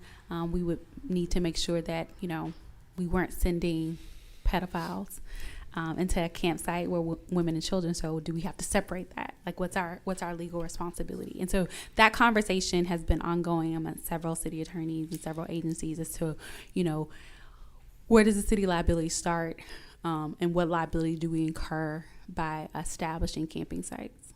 So it's a very large undertaking. It's not just giving them shelter. So with this, and I guess it just depends. So with the city of Houston, I'm just going to use that because their model has been praised as being successful. And when they received that $45 million from the government, there were actually $125 million in funds that were allocated, and the city of Houston received a large sum of that because their program was successful. And the Secretary of State actually identified them as being one of the successful programs, and why they awarded them so much money. So other cities did receive funds, but because established based on what they were already doing, but obviously the city of Houston received the most because they deemed it to be successful. So this is why I'm going to use them as an example. But when they started their Housing First initiative, they said, we're going to give you housing, right? But in order for someone to keep the housing, they said we have to attack, and we've heard some of our partners who, are members of the Homeless Coalition speak about this. There are other factors as to why this person became homeless, right? Did they just fall on hard times, or are they battling some type of mental illness that prevents them from being successful and beneficial to society? So if they fell on hard times, and easily they just need a place to stay in order to have an address to get a job, right? So let us put them in a house, let us, get them on their feet, and maybe in a couple of months they transition out, right?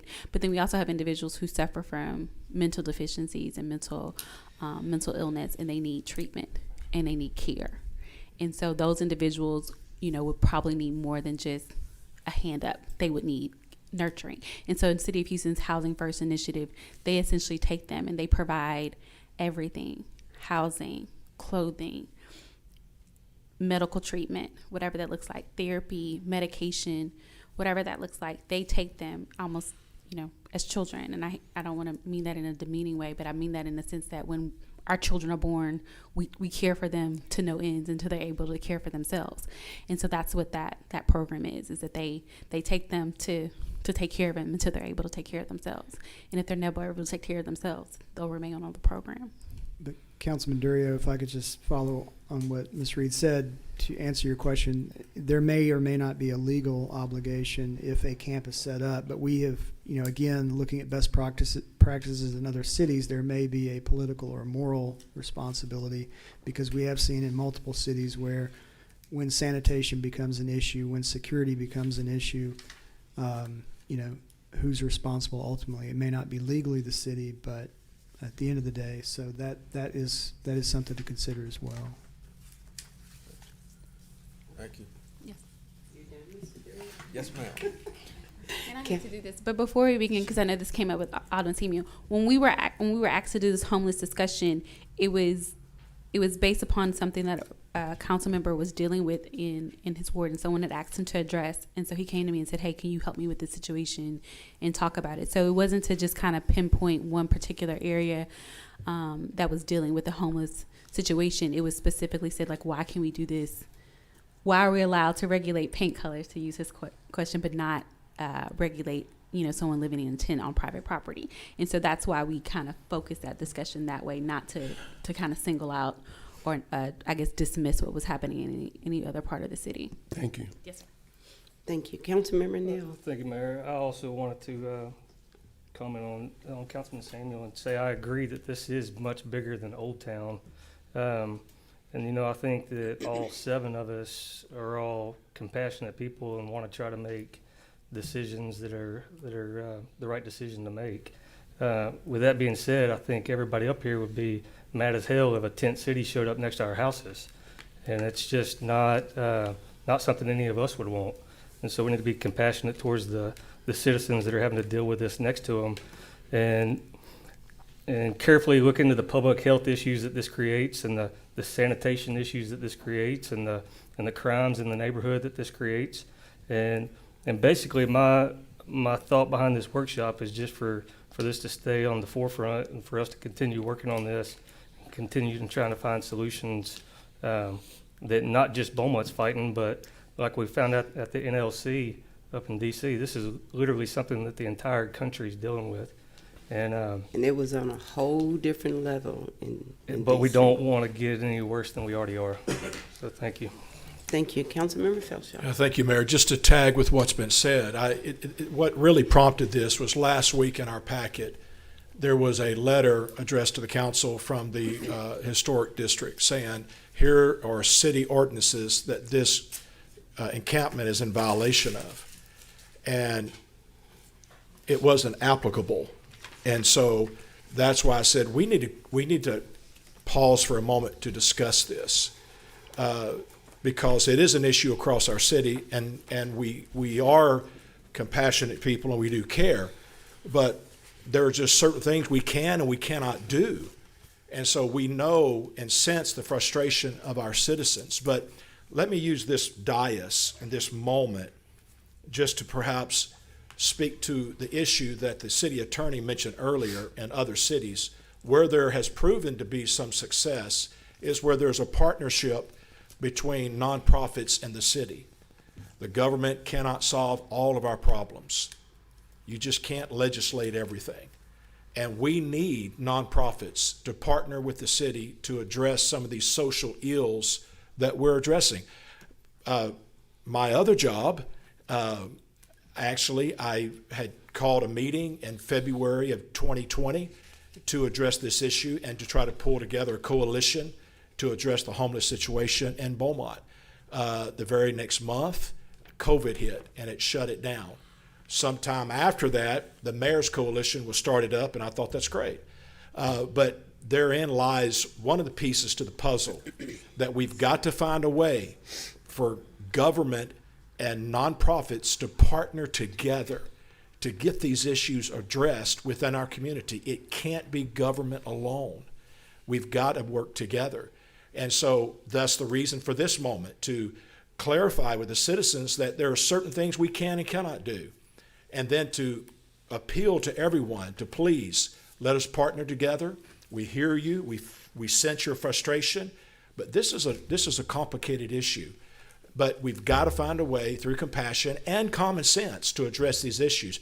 Because as Councilman Neal just mentioned, we understand the challenges that we face when encampments begin to pop up in our community and our neighborhood. I deal with it on a daily basis at my other job. I deal with it daily. It's an issue with where I'm at there on 11th Street. And so I have to deal with that issue. So I'm very unique at this. I've got a unique perspective. And so please, citizens, know that we're all at this council, we are concerned, but we're trying to navigate through the legalities of this and still find a compassionate, common sense solution to this problem. Thank you. Councilmember Samuel. Yes, for sake of those who may be here and those that are watching, I want to make sure there's some clarity, and I want to make sure I'm clear. There's a difference between one tent on a private property and multiple, because when there are multiple tents, that comes to the health issue as I understand it. But it's the problem when there's an individual and the private property owner allows them to remain there. Can you give me clarity? Yeah, so whether it's one tent or two, or just a cluster of tents, if it is in violation of any health or safety issues on whether it's on public or private property, we have an issue. So if the one homeless tent was producing trash, and the health department's here, the director can jump in if he needs to. It relates to that, but they're producing trash or litter or standing water, or there's some issues that violate the sanitation standards, then one tent or two tents can do that. I think that the more you have gathered in a smaller space would create greater health or sanitation issues, but I don't necessarily know that the number is big issue as it relates to just health and safety. Well, I didn't think it was specifically a number, but it's what creates a violation, a health violation. Could you give some clarity to how that's It's pretty much differentiated? what the city attorney said. If it's standing water in buckets, and typically what we see a lot of times with homeless camps, there's waste in buckets, right? And so that becomes a public health hazard. And so when we get notified of that, then we have the right, per the ordinance, to go remove that camp. Yeah, and so whether that's one person Or 20. or 20, Right. if the violation exists, then there's their violation. For example, there's one camp, I think that's the camp we were talking about. I mean, it's like 3 or 4 tents set up, but it's porta potties on the property. So it doesn't create a health hazard. So they're not violating any health code or health ordinance. And what's unique to this situation is that they do have the permission of the owner to be there, and the owner of the property has been, and no disrespect to the property owners, but he's been extremely accommodating to his tenants in making sure that they have whatever they need to make sure that they're not in violation of any code violation. So when we mentioned or even reached out to say, hey, they're gonna have needs, he said no problem. So that's not a Yeah, and that's exactly what I wanted to get out there. That was the difference. which is different from someone who may be camping on private property without the owner's permission, and the owner says, they're trespassing, in which case we're not removing them for being homeless, we're removing them pursuant to the owners saying, I don't want them on my property. The situation is that it's unique in the sense that it is a vacant lot, but they have the owner's permission to be there, and he's been extremely, I guess, accommodating to their needs to make sure that they can stay there. Thank you. Councilmember Turner. So, for clarity, currently, citizens, if a homeless person moves in on a vacant lot next door to, it could be new construction in the neighborhood, or it could be me. The way I would have to go about it is that I would have to go directly to that property owner and make sure that they don't have permission to be there. And cause I'm asking because there's citizens out here who it happens to. I just want clarity to see how can they go about. So let's go through the process of, Yeah. of this one, since I'm intimately familiar with this one, and it did involve a lot of agencies. So there was a complaint received that there was people camping on private property, right? We reached out to the private property owner because if there was going to be some violations on the property, high grass, standing water, any type of health violation, it would have essentially been issued to the property owner, right? We could issue littering tickets to the individuals, but we would have issued the bulk of the health and safety violations to the property owner. So the first thing we wanted to make sure is that, he knew. And so we try to resolve it that way. And we reached out to him, and he says, I'm absolutely aware. And then we said, okay, well, these are the potential violations that could be created with them living on your property. And the next day, porta potties were there. Like it was resolved. So we have had situations where we did have individuals who were, camping on private property. We reached out to that private property owner, and they said, no, wasn't aware. You have my permission, to remove them from the property. And we've done that. We've had situations where individuals had a home and there was a vacant lot next to their home, and they were storing trash and litter and debris on that property. We reached out to that property owner and said, hey, did you know that your neighboring property was doing this? And said, absolutely not.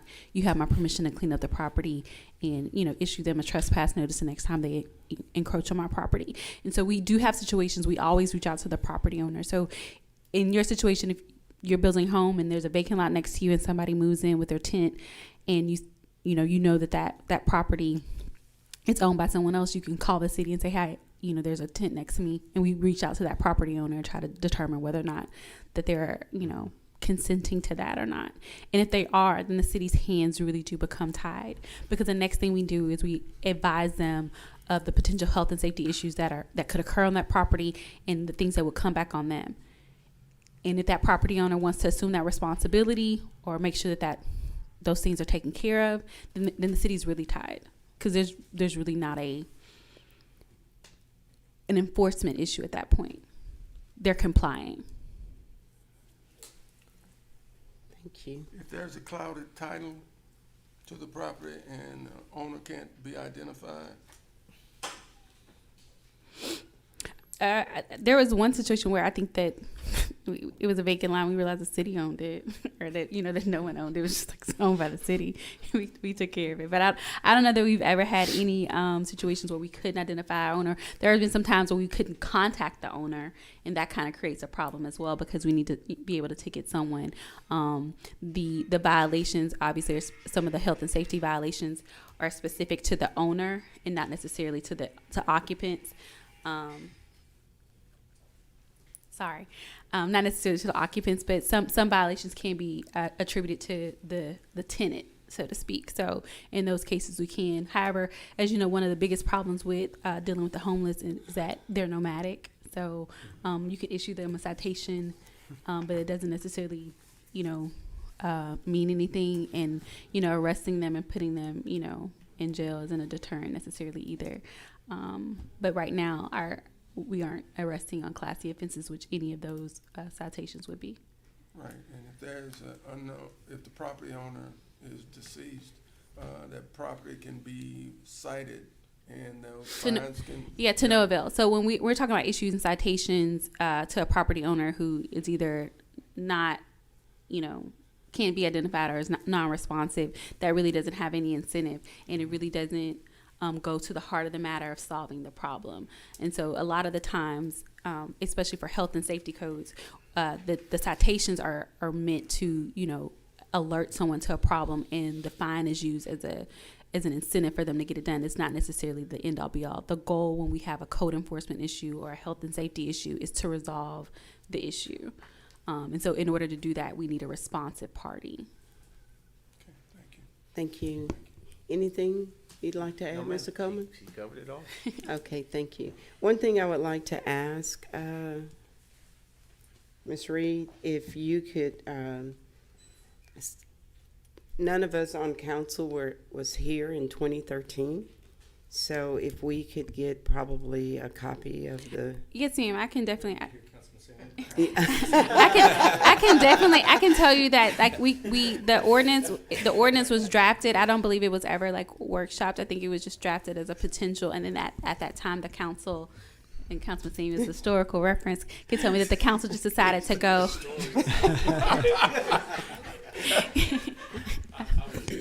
I'm sorry.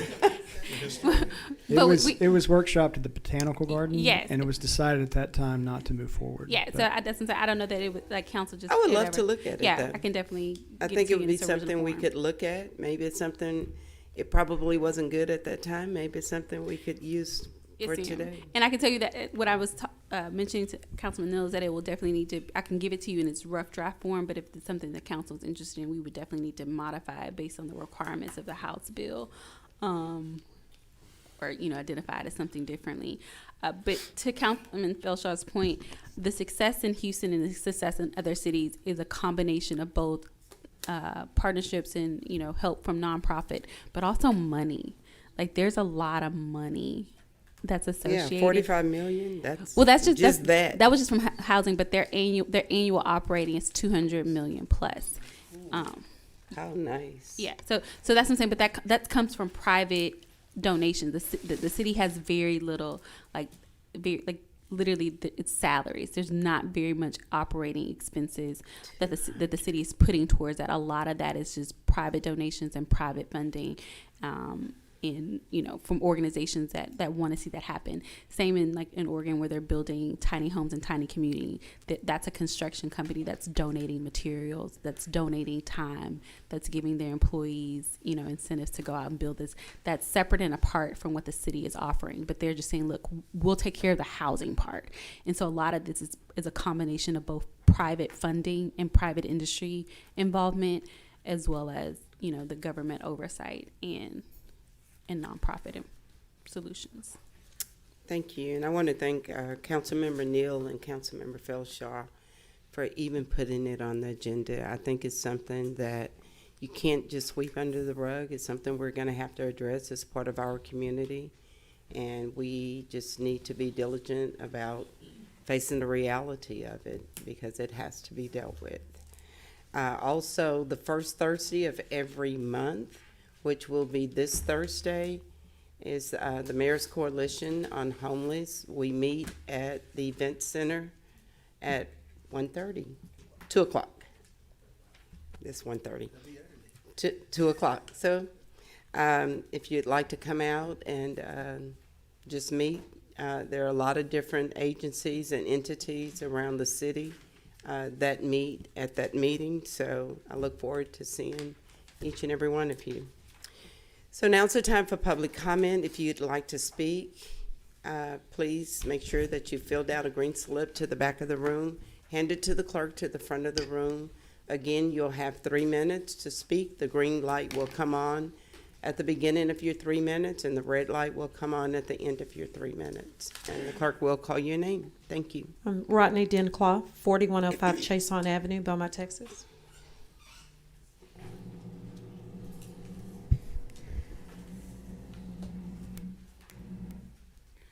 Good afternoon, Mayor, and good afternoon, Alrighty. Council. How are y'all? It's been a while. I'm coming to y'all today because it's happened to me not once but twice. Me and my wife, y'all know, me and my wife are both in wheelchairs. So we were going to our doctor on Calder at 2929 Calder, which is right behind St. Anne's Catholic School. And it was around 2:30, 2:45 when we got done. It happened on December 13th and here recently on March 30th, and I got video, and the video's on my Facebook. So if y'all want to look at the video, it's on my Facebook page, and just look me up on Facebook. But anyways, the people picking up their kids, which I know the kids are important to pick up, but they're parking in front of the bus stops, and there ain't supposed to be no parking in front of the bus stops. Am I correct? And I had to call the cops out there both times. I talked to the cop this time, and he told me just keep calling them out there if it keeps happening. I asked him about, ticketing them or, whatever. He said he's done talked to the cop at the school. The cop said he was going to do something. I guess he didn't because it hasn't been resolved. I'm not worried about me and my wife because we could go down to the next bus stop because we're in motorized wheelchairs. But what if there is like a senior citizen that's on a cane or a walker that can't walk that good? That person can't go to the next bus stop and wait for the bus. So I'm asking city council if they could talk to the school to see if they could, do something, say something, so the cars don't block the bus stops, when they're trying to, because the bus had to pass us up, and it's we shouldn't have to, nobody should have to wait. But anyways, I'm not here to complain. I'm just here to bring up the issue. And also, on the homeless situation, I wanted to bring this up real quick. So, a while back, there was this lady on E6. Can I get a minute or so? Okay. So, there was this homeless lady on E6 in Brandon staying in a tent. So, when I got, I think, the first stimulus, I gave her $25, because I feel for those people. So, ever since then, me, my mother, my daughter, my wife have been feeding this lady every day. My mother goes, buys this lady groceries every week. This lady has went from living in a tent, and yes, she lives in a house, but it's a shotgun house, but it's a roof over her head. She has got 2 jobs now, thanks to us, on helping her. She thanks us every time, that she says if it wasn't for us, she would be dead.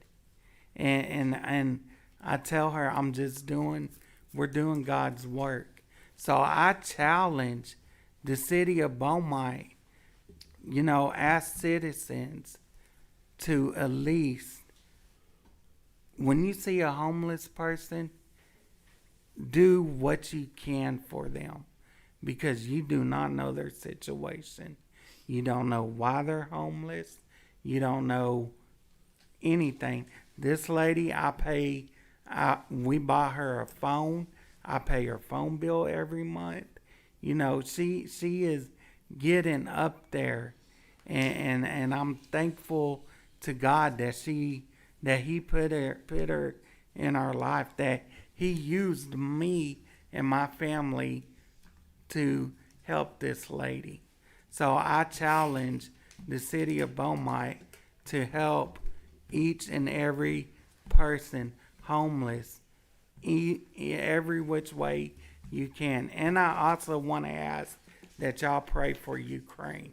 I thank you for giving me extra time, Mayor. And Thank you, God Rodney. bless you. Thank you. And Bill Tinsley, 2645 Ashley, Beaumont, Texas.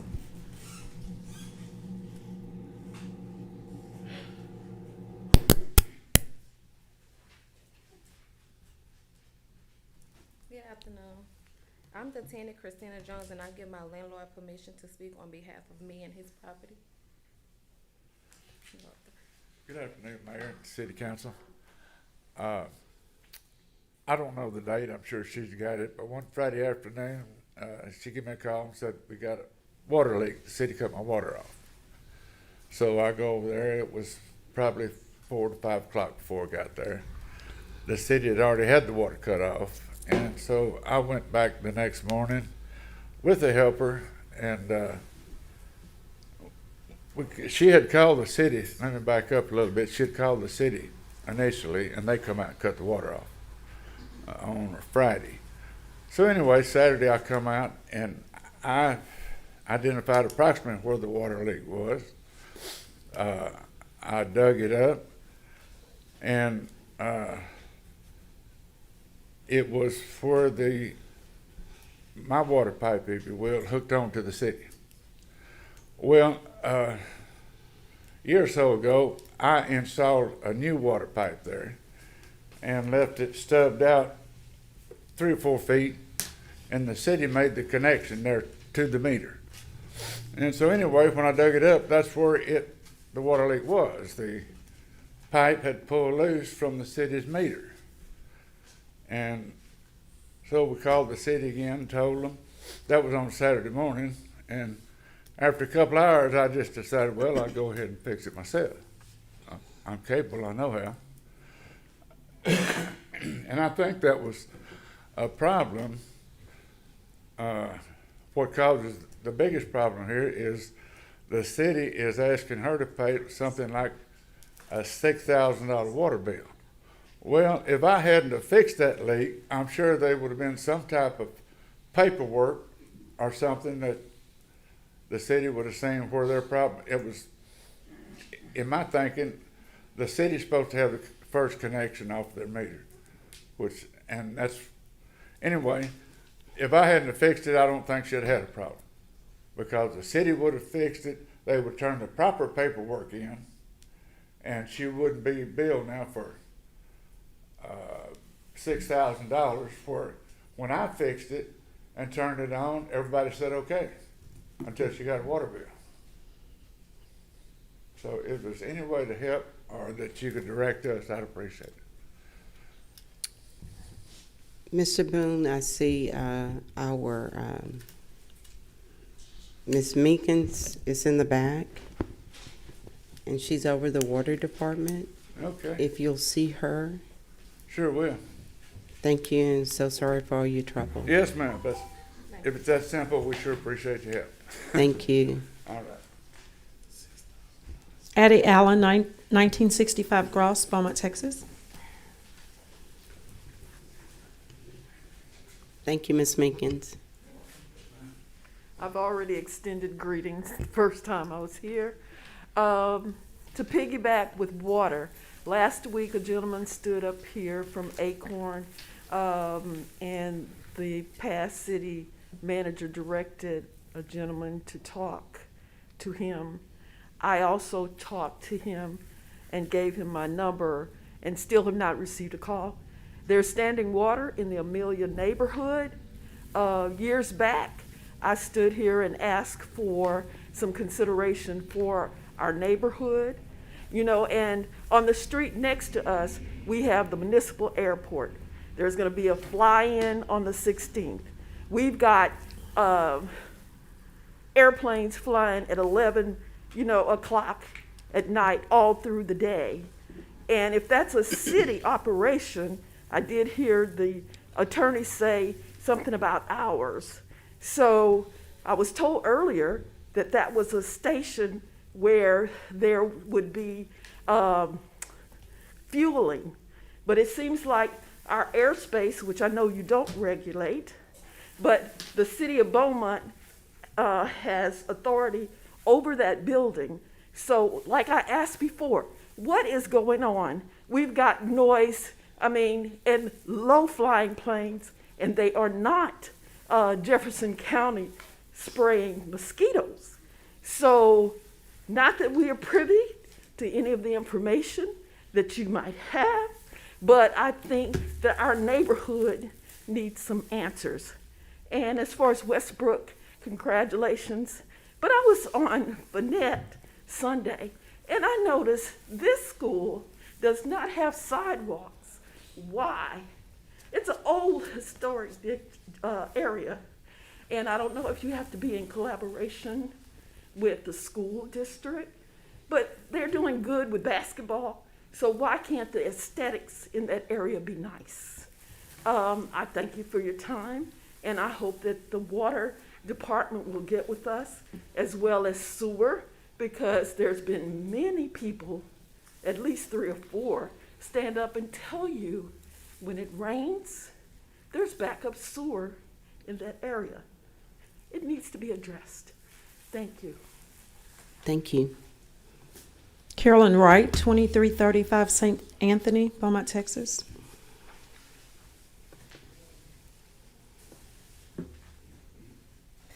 Good afternoon, Mayor and Councilman.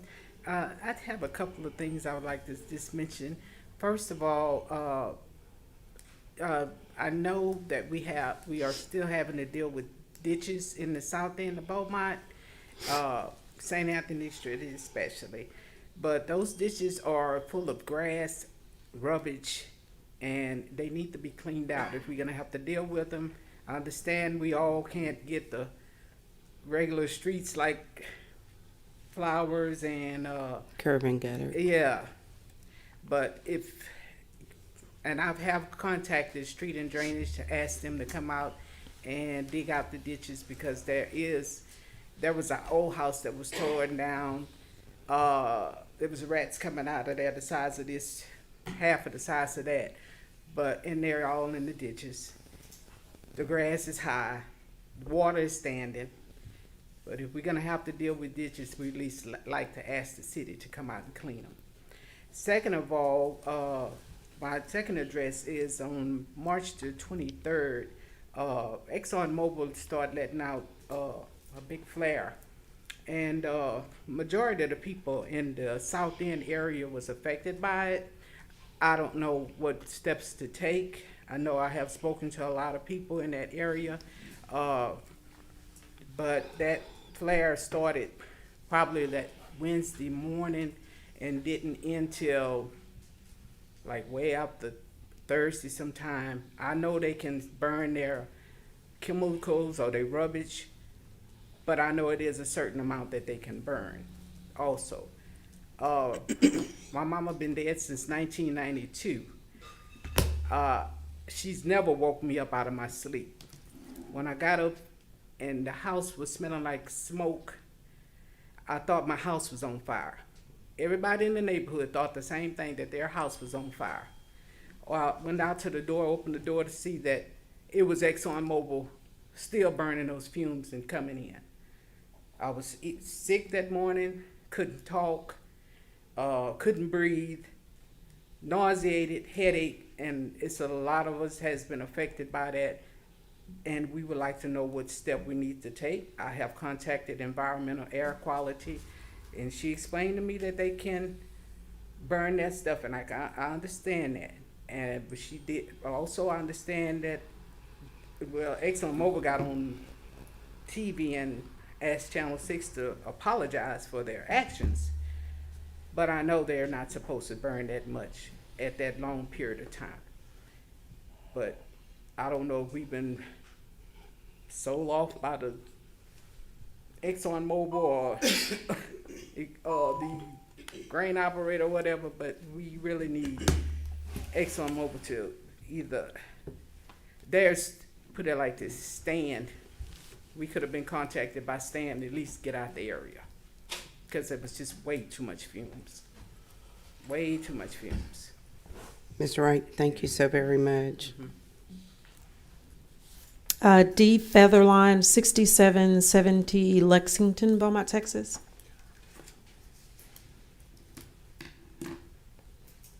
It's me again. Good afternoon. Once again, I'm here with the issue. In 2016, I opened a drapery company in Beaumont at 2853 East Tex Freeway. Within 2 years, my business exploded on me. We then moved it down to 2 suites in the middle of the shopping center. Then COVID happened. I am wanting to move my business back down to the end of the shopping center. When I tried to pull a permit in 2016, it took Mr. Ted Hanchy going upstairs and explaining to them I am not a manufacturer for them to give me a permit. Within 10 minutes of Mr. Hanchy talking to them, they issued me a permit application. When I moved down to the middle, doing exactly the same thing, when I moved 2 doors down, again, it took Mr. Hanchy going up there and having a 5-minute conversation to the gentleman in the corner, and all of a sudden it was all okay. I am now trying to get a permit to move back to the exact same position I started in. And the lovely little lady upstairs has decided that place does not exist.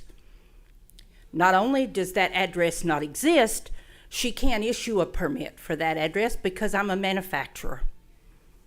When I get finished here, I'm going back upstairs.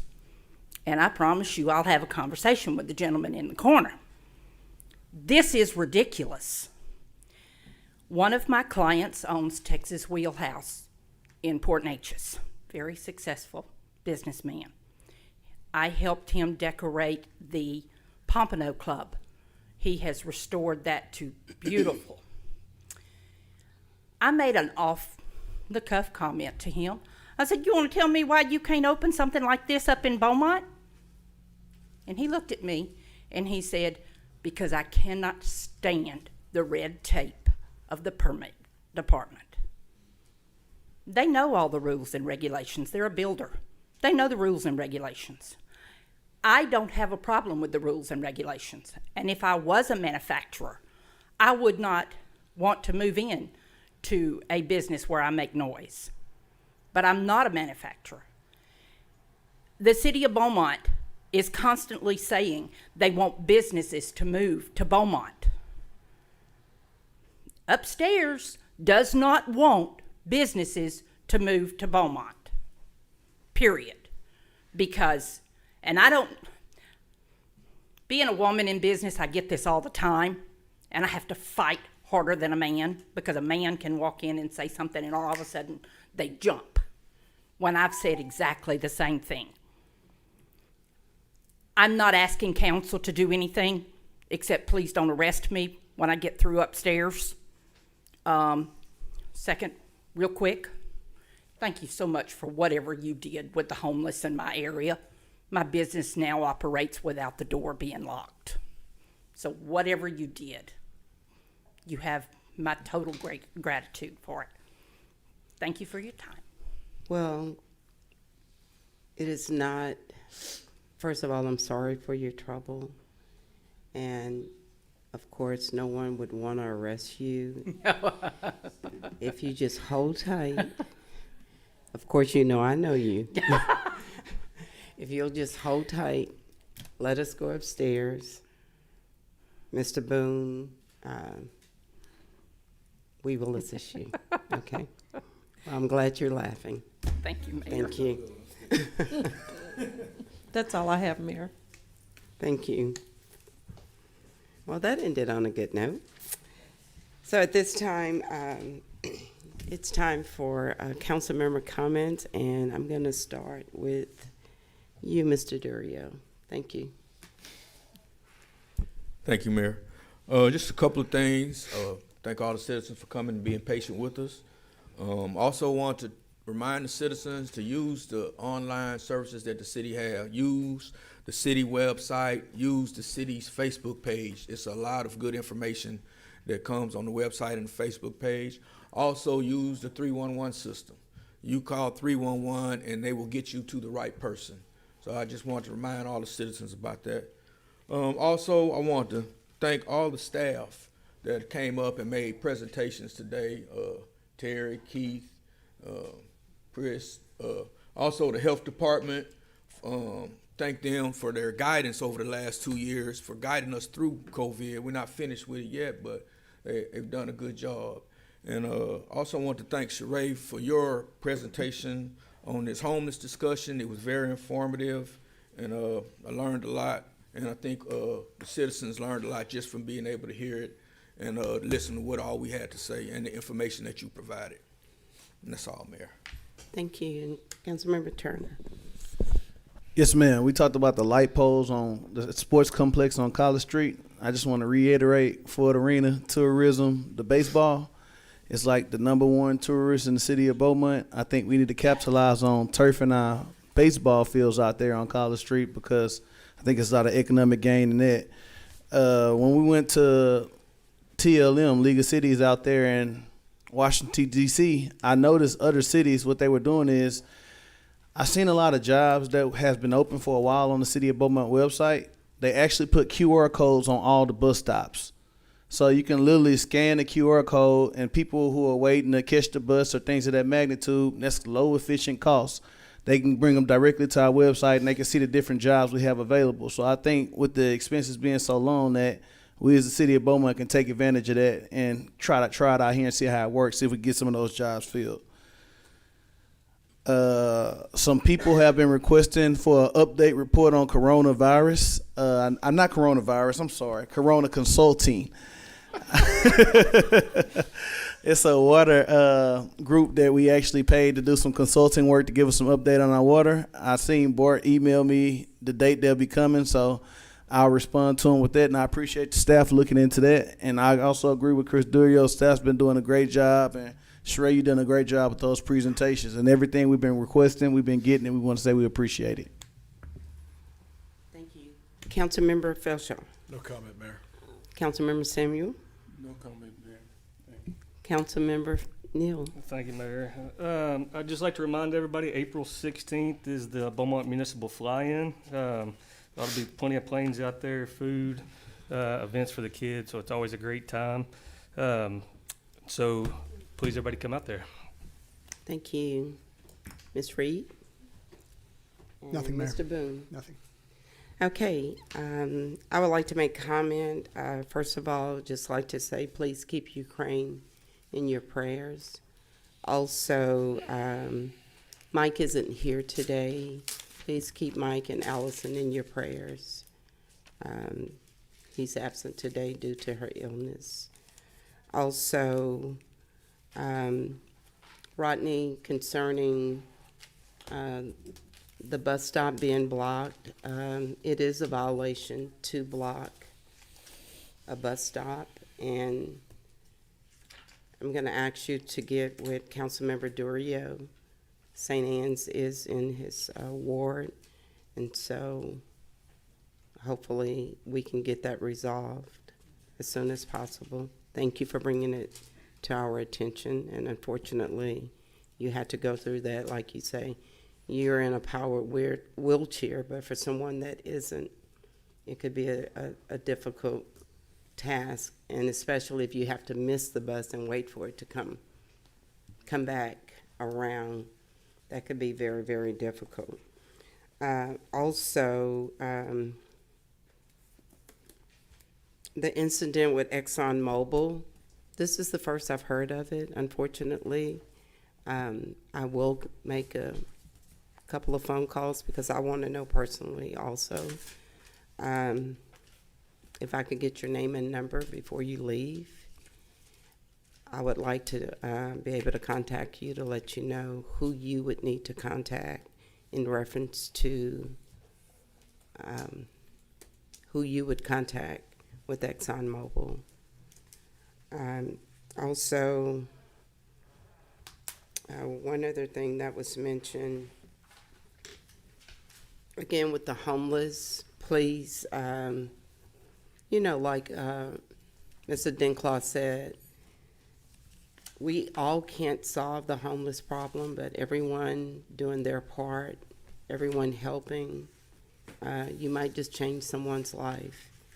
And thank you for what you and your family did, because it made all the difference in the world in that one person's life, where that one person can also help to change somebody else's life.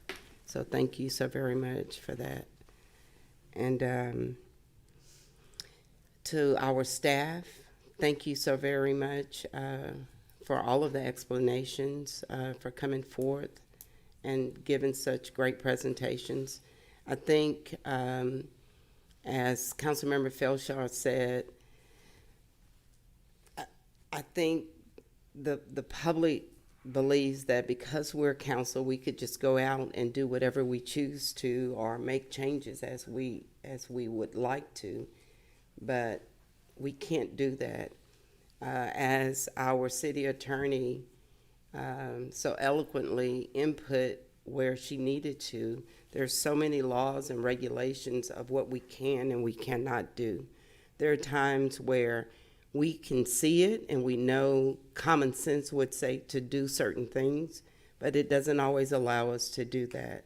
And so because of that, there are so many laws and House bills, and for everyday citizens that are listening to us, a lot of people think that we just have funding and dollars to just make certain changes, and we don't. As you've heard today, Houston has, what you said, $200 million that are donated privately to help their housing situation.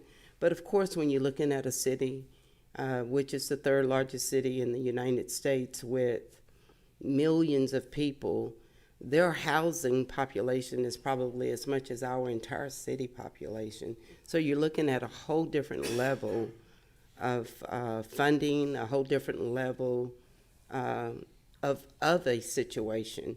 And so for us, we have to stay within the parameters of the guidelines, the state laws, and what we can and we can't do.